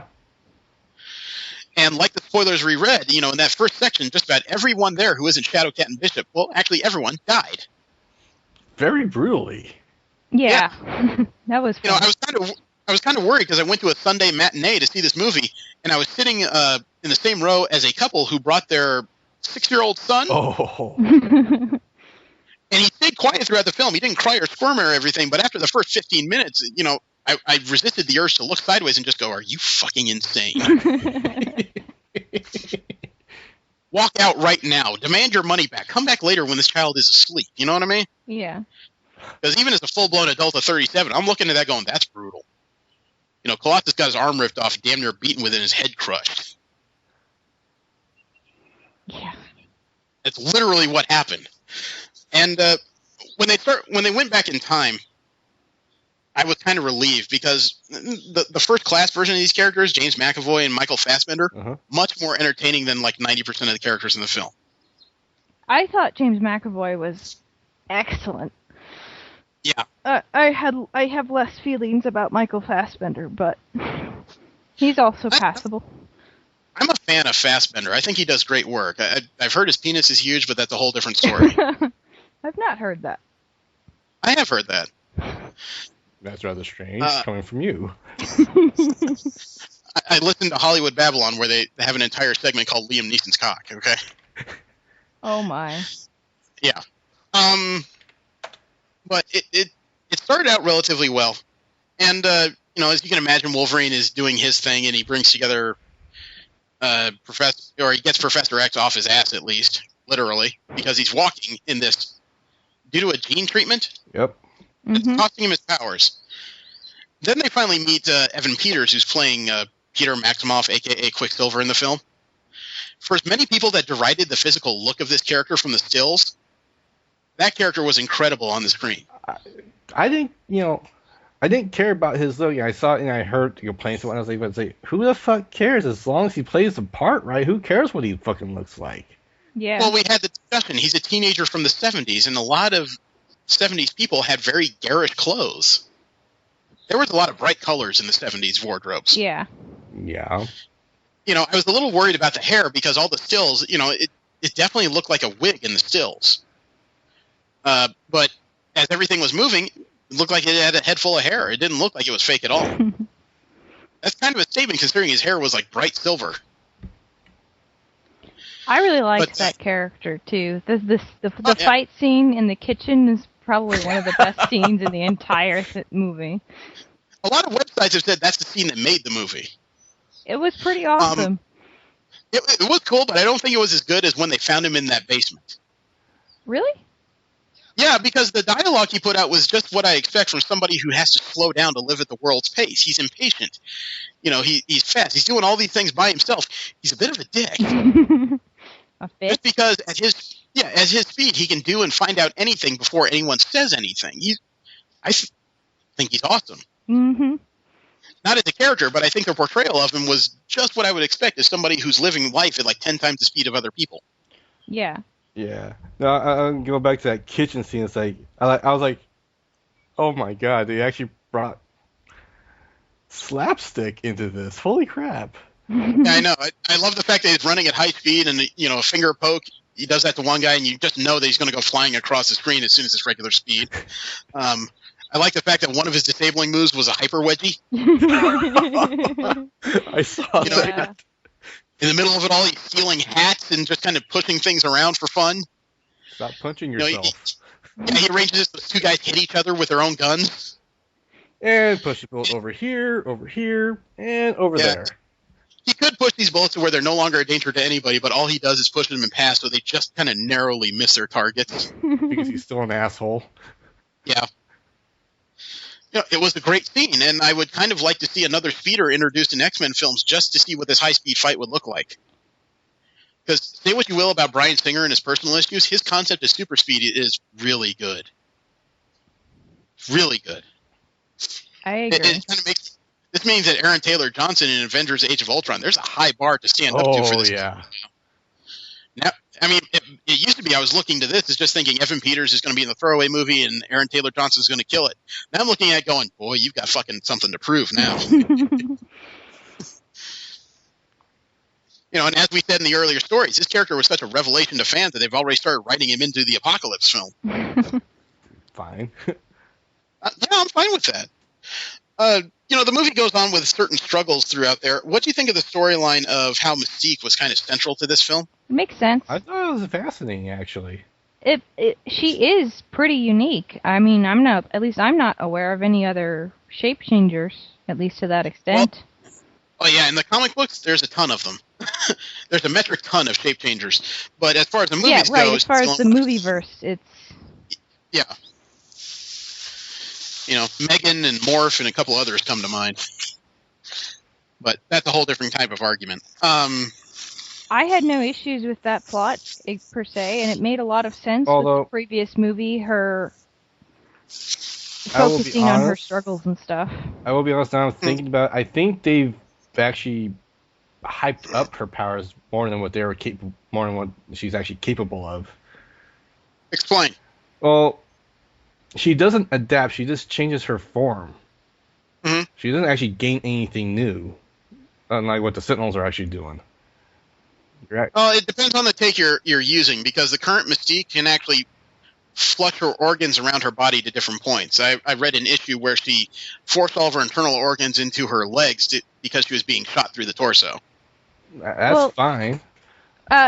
It's besides, I mean, they're not taking specifically just her ability and using it. They're using it to understand the mutant genome, and then they created technology from there. Right. My understanding of it was that they took the ability she had to change the look of her genes and just kind of augmented that and applied it as a technological blueprint. Right. I guess as a foundation of an adaptation, I guess. That's the way I took it. They could have taken it more literally than that and just said, we plug genes into this and this is how it works, So I guess it's one of those things where maybe I'm bridging. I would just like to say a side note. Yes. Peter Dinklage as Trask was awesome. Oh, he's fucking wonderful, because as much as you wanted to hate the guy, he had valid points to just about everything he was doing. Yeah. And he was what I consider your perfect villain. He's trying to save the world just at the cost of something else. Mm-hmm. And I thought it fascinating that this portrayal of him is like, he doesn't hate the mutants. Mm-hmm. And I thought that was like, that's actually new. It actually hella diverges from the Trask we know from the comics. But but you don't have to hate something to want to eradicate it. And that's still what the end goal is. He's creating these machines to destroy all mutants.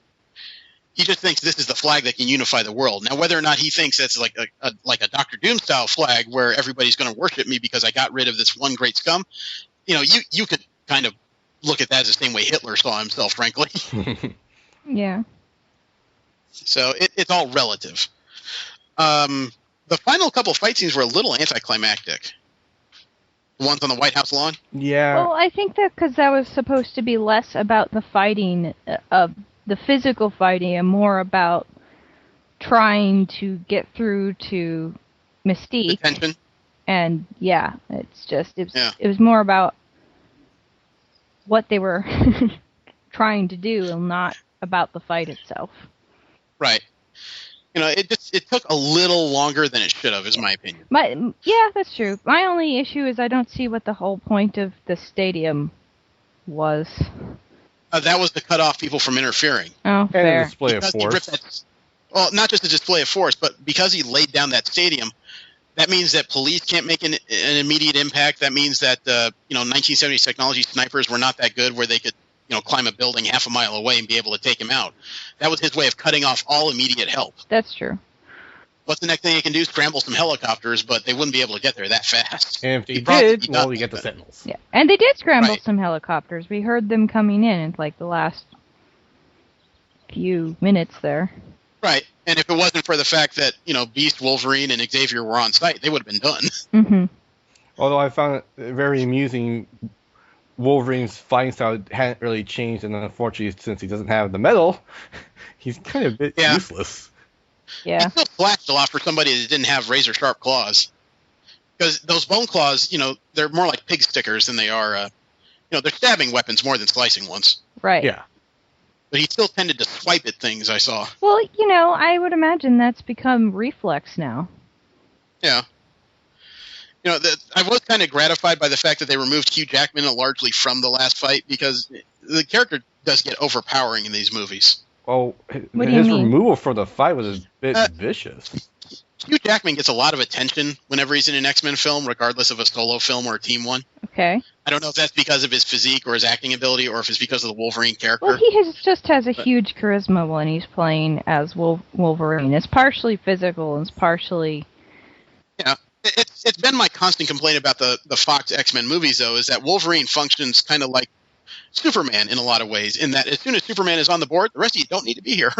Which is weird because he does have a really powerful ability, but it's not even as powerful. It's not as powerful as Magneto's. It's not as powerful as Xavier's. It's not as powerful as Storm's in certain circumstances. Well, I'm not saying that as a one-to-one correlation. I'm saying that in the idea that as soon as attention is paid to Wolverine, everybody else gets very quick second banana rolls. And it's frustrating to me because the X-Men are a very diverse group of individuals. Yeah. You know, there's all kinds of ways to solve problems, but somehow it always comes down to hack, slap, stash. I think I just screwed up a few letters in those words. Now, looking at it as I was watching the movie, I did actually have, I don't know, maybe it's just me, but I had one gripe where Magneto was explaining himself away when about the Kennedy assassination. Yeah. I mean... He was trying to save him because Kennedy was one of us. Yeah, I understand, but I felt that Xavier's turnaround was way too quick. It was. He did accept that very quickly on face value for somebody that gave him ultimate betrayal on several levels. Yeah, I think he was really looking for a reason to trust him, and so I mean, he apparently really? they were.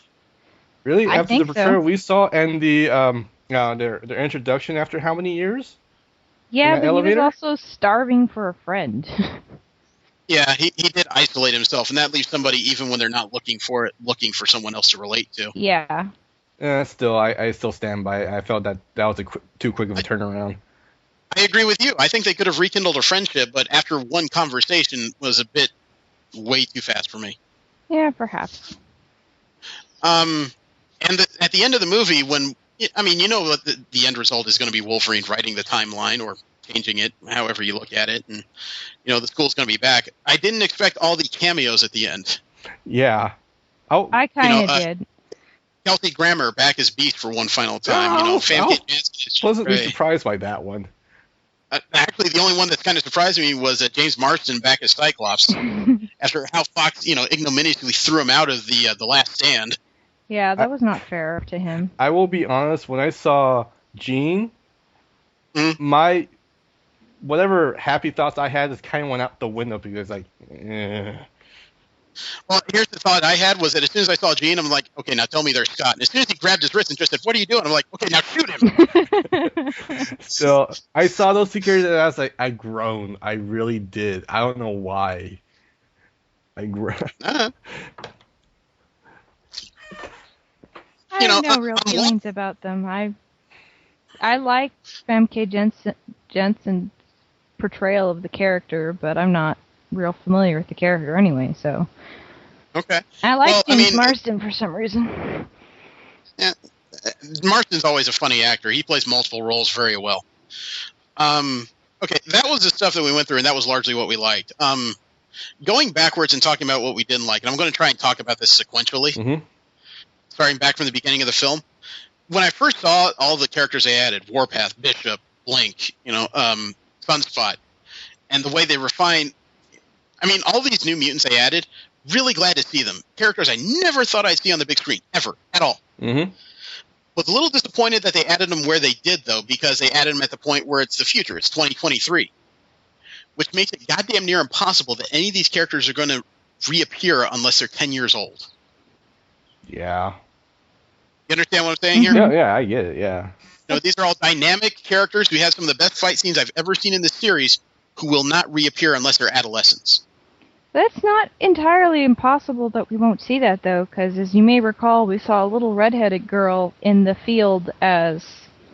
Yeah, that's... Well, that's part of what the showrunner for these things, I can't remember who's doing it for Fox, but he said that there is a chance that because of the new timeline, we'll see new young versions of Jean Grey and Cyclops. The next movie, Apocalypse, could involve these characters for the first time, being involved in the school. And And, which is okay. I would like to see these characters take a second shot. I want to see a Firebird. I want to see a Cyclops powerful enough to destroy a building without half a thought. But moving forward a little bit, the whole Shadowcat throwing people back in time, you fucking lost me. Yeah, I'm not sure where that came from. I assumed it was something from the comics, but... Sort of. There was a way for a strong telepath to throw someone back in time. The thing is, Shadowcat's powers don't work that way. If you go to the comic book storyline, the character responsible for sending people's consciousness back in time was Rachel Grey, the daughter of Cyclops and Jean Grey from the future. Mm-hmm. She's a strong telepath. Which is all well and good, but in the end, there's a few characters you could have substituted into this role that probably could have functioned the same way, or made a new one, frankly. Yeah. To kind of shoehorn Ellen Page and the Shadowcat character into this role, it was really bizarre. Yeah, that's like the only thing that I can think of that seemed weird to me. Okay. I also didn't like that most of the first class was killed off screen. Oh, yeah. Banshee's dead, Emma Frost is dead, Azazel's dead, Angel Salvatore is dead, and all you get is a mention and half a photo. Saw Pixie's wing. I would have liked to have seen more of that, Pixie. if for no other reason than it's been a while since I saw the first movie, because I didn't have a chance to see it before I watched the film. So I was like, who are they again? I mean, I remember Emma Frost, but the other ones I was more. Was she killed too? Yeah, he mentioned her name among the dead. Oh. And that wasn't Pixie's wing in that trophy case. That was Angel's wing. Angel Salvatore, the fly lady. Okay. That was her wing in there. Yeah. Remember, it was blown off. Havoc took it off. And that was another thing I didn't like was Havoc gets one scene and it's kind of a one-off. Which one's Havoc? He was the one that shot red lasers in the middle of the army barracks. Oh, okay. From his hands. He's the only one in that whole crew that looked human. Right. So he was one of those characters that didn't get a whole lot of screen time in first class. I was hoping they would expand on that a bit, and instead he's just, I'm here and I'm gone. Yeah, I wonder if those characters will be more important in the next film.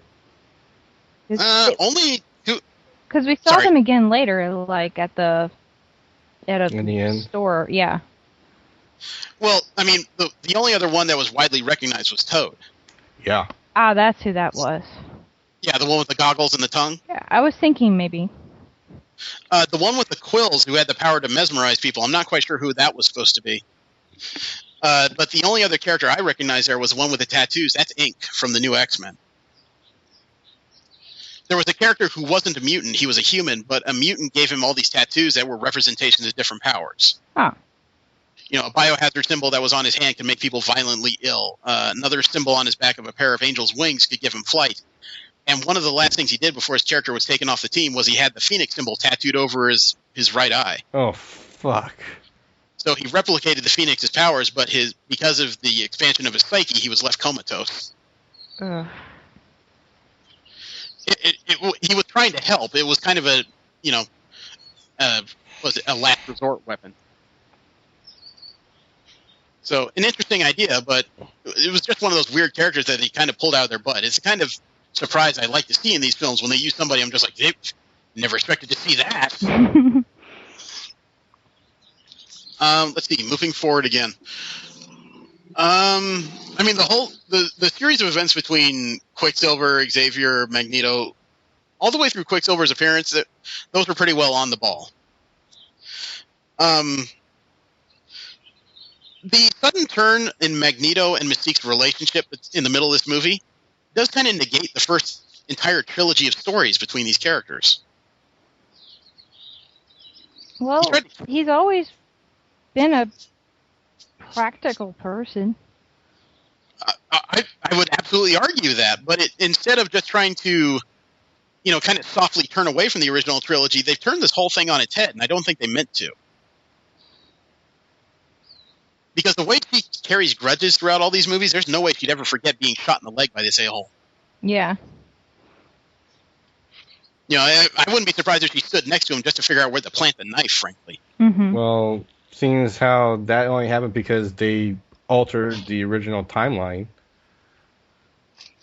Yeah, but the way they've got the timeline laid out, at least as far as how they've told the story, is that the first trilogy is supposed to be fairly well intact. And No, I think it is not intact. It is gone. Yeah, you have to ditch the idea because you just obliterated it. Yeah, well, okay, that is the other thing I had, because I showed some scenes of Jean Grey and Wolverine having to kill her from X3, and yet Right. the other things like Xavier not being obliterated were not kept. So I think they just borrowed some scenes for the sake of telling a story. Well, no, they're from his memory. Yeah. Well, those are supposed to be his memories in the film, but I mean, I'm saying just that the idea that those scenes might have been memories, but not necessarily those specific. Like they were borrowing the scene, but weren't actually borrowing the story. It's making sense in my head. Well, a good example of how they've obliterated the timeline is that even if you ditch the entire third movie, The Last Stand, and you keep the other two, that can't really happen because according to the second movie, X-Men United, that's when the American populace first became very aware of mutants in the late 2000s. Now we've just had a global event where Americans became aware of mutants in the early 1970s. Yeah, I was always under the impression that the first three movies weren't going to really be a thing or closely related to this. I knew when they were starting to talk about all these original cast members coming back, that it was going to be in there somehow. I was just never clear on how. But yeah, the whole first trilogy, which I have on DVD, is now kind of moot. Well, I mean, I'd it's say just... at the very least, parts of the first film might still be intact, but the two afterwards are just done. They're just pure fiction now. I don't know. Well, I don't remember the difference between the first and the second movie anymore. But the second movie is the one where the school was invaded by the government. They were kind of spread to the four winds, and they had to stop William Stryker. Oh, that's right, the Stryker thing. Yeah, using a faux Cerebro to have Xavier kill all the mutants. Now that I've said that out loud, that sounds stupid. Yeah. I think the first three movies are really kind of done. It was also... God damn, I'm trying to think about the ways to do this. There's also the idea now that at the end of the movie, the character turn Mystique made would not make that character act the way she did in any of the first three films. Let alone, you now have a possibility where, for the first time in any sort of history, regardless of comic books or movies, Mystique may turn into something of a hero. Yeah. I would kind of like to see that because, I mean, her character has been portrayed sympathetically in these last two movies. Yeah, and the character in the comic books has been in X-Men twice, both ending with major betrayals. She's been on X Factor because Forge put a bomb in her head.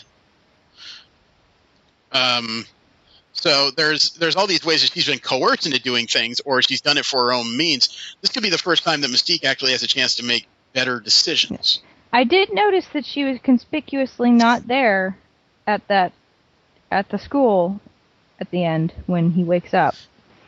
Yeah, I have other theories on that we'll get into in a few minutes. But yeah, I wouldn't expect her to be there simply because of her connection to Rogue. She's Rogue's foster mother. Oh. In the comic, anyway. Okay, well, I wouldn't have thought that would have been the case in the books. Or not books, in the... Yeah, Mystique in the comic books is actually a very prolific but shitty parent. She's Rogue's foster mother. She's the biological mother of Nightcrawler, Raised, and Xavier Jr. Xavier Jr.? Yeah, Raised, the guy from the story we just read, No More Mutants. That's her son. And Xavier Jr., the one from the future who came back in time in Battle of the Atom. And she has one more child, but... I'm sure there... she had Grayton Creed, too. She had one of Sabretooth's children, but he was human. Yeah. No, I mean... How is that even possible? Sometimes it skips a generation. Fair. it's like any other hereditary item. You know, the parents who are. It's like me. I'm a brunette. My wife's a redhead. We have blonde kids. So she's had 5 kids, and at least 4 of them have been murderous. Well, So go figure. born up into bad situations, probably. The ending was a little too kind of Happy? mega happy ending for me. Yeah, there was a lot to get through. Well, it might be the calm before the storm kind of thing. Like, oh, it's so happy, everyone's back, and now the next movie we see how that is really not the greatest thing in the world. Well, I don't think so, because the next movie we're dealing with the 1980s and a whole different character that never appeared in the movie's canon before. Fair enough. Which we saw if you stayed through to the end scene. I did stay through to the end scene. Okay, so you saw Apocalypse. I didn't know who he was, but yes. Yeah, that's the why when they panned over, you saw the 4 guys on camels. Those are his horsemen. They're the horsemen of the apocalypse. Gotcha. So he's going to be a new character to the movies, and I don't think this version has ever been seen in comics. There's been a couple different ways this character has been seen. But he's a character who has ultimate control over his own genetics, and he has limited psychopathic powers, energy projection powers. He has controls over every cell in his body. So he has moderate shape-shifting abilities on top of everything else. He's kind of the ultimate badass as far as villains go. He's only one step away from Proteus, frankly. Yeah, all the cameos made it rough. The one thing that kind of irritated me was we have this ending that's supposed to happen in 2023. The Xavier Institute is there. You know, Xavier's a little older. Jean Grey's a bit older. Cyclops is a bit older. I was really kind of hoping we'd see like this 5 or 10-year-old redhead running by. You know, a Rachel Grey or something. Yeah.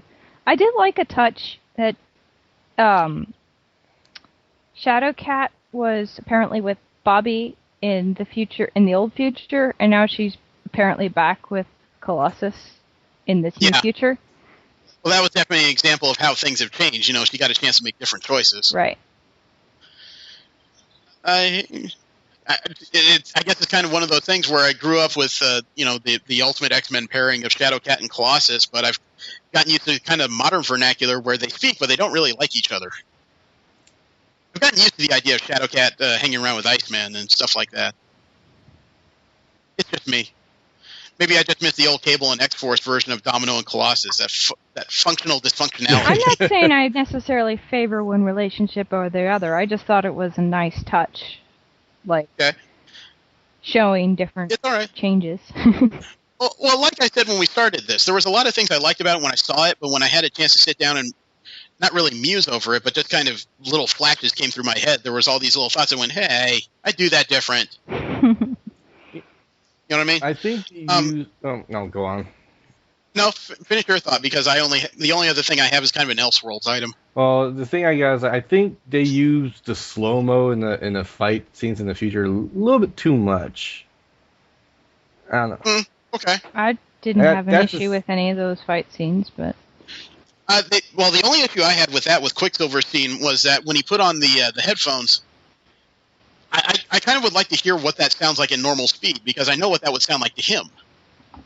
If you play it at high speed while he's running like that, then what is coming out of those earphones when anyone else hears it should be this mess of electronic garbage. Right. Really? I actually thought it was like playing way too... I thought it should have been playing a whole hell of a lot slower, but now I think about it, like, he would have probably done something to make that sound. Yeah. I assume that everything that's physically connected to him on his body is at least partially affected by his ability. Otherwise, his clothes wouldn't go with him. No, he changes clothes fairly often. Yeah, he burns through wardrobe fast, and that was the reason why he was holding Magneto's head when he was getting ready to haul him out. So he didn't get whiplash, yeah. Yeah. I'm pretty sure he did that one time. He definitely tried it. It's definitely practice. I just like the dialogue in that film. What are you doing? I'm holding your head so you don't get whiplash. What? Whiplash. Yeah. Talk to him as if his IQ suddenly dropped at 10. Now, the Elseworlds item I got is a lot of people have complained about the ending of the film in one scene in particular. When Wolverine is fished out of the river, and he has that comic book style regeneration, where apparently he can drown for a while and come back to life. I can let that go because they're not going to kill this character. No. We all know this. Yeah. A lot of people noticed that when William Stryker turned around and said he had plans for this, the eyes turned yellow. Obviously, it's Mystique. Yeah. So the online rags or the online, pseudo critics went crazy saying, so why would Mystique run Weapon X? Why would she do that to Wolverine? That doesn't make any sense. I would argue that that's not what she did at all. I would argue in this new reality that she didn't grab Wolverine because she wanted to put metal in his body. I think she grabbed him because she wants to start another team. Remember, we've been reading that the guy who wrote this movie was also working on an X-Force script? Uh-huh. Oh. What if this is the movie version of X-Force involving both Wolverine and Mystique? Ooh. Because if you think about it, even if Mystique takes a hero turn, what she does would never be acceptable to Charles Xavier. So instead, what if she starts recruiting mutants that are willing to do the right thing but are willing to slash throats to get there? Like Wolverine. And Like Wolverine. Oh, man. Like X-23. Like Warpath. Characters of that bent. Honestly, they did. If they do what I'm thinking about to do, that means they're probably going to bring Sabretooth into this team. Not likely. Really? I think you want to keep that far away because you want to create a series of movies out of this. I think you need characters like, Marrow. I think you need Wolverine. You need Mystique. There's Sunfire would be a good addition to this. Well, no, I'm not going with what would make a great team. I'm going with what I've seen, what has happened, what I've seen has happened, because this movie also pretty much alters Wolverine origins too. A bit. how so? Well, he doesn't have metal claws at this point in time, so it's but you're also looking for. Well, it's also 1972. It's supposed to be well before that experiment. honestly. So there's still the likelihood that he's going to get metal claws. It's just something that's going to happen later on in his storyline now. Or but done by a different person or something. That's also possible. Because you got to remember, we're wiped clean here. The old continuity no longer matters. Yep. Mm-hmm. So things can happen in a different order now.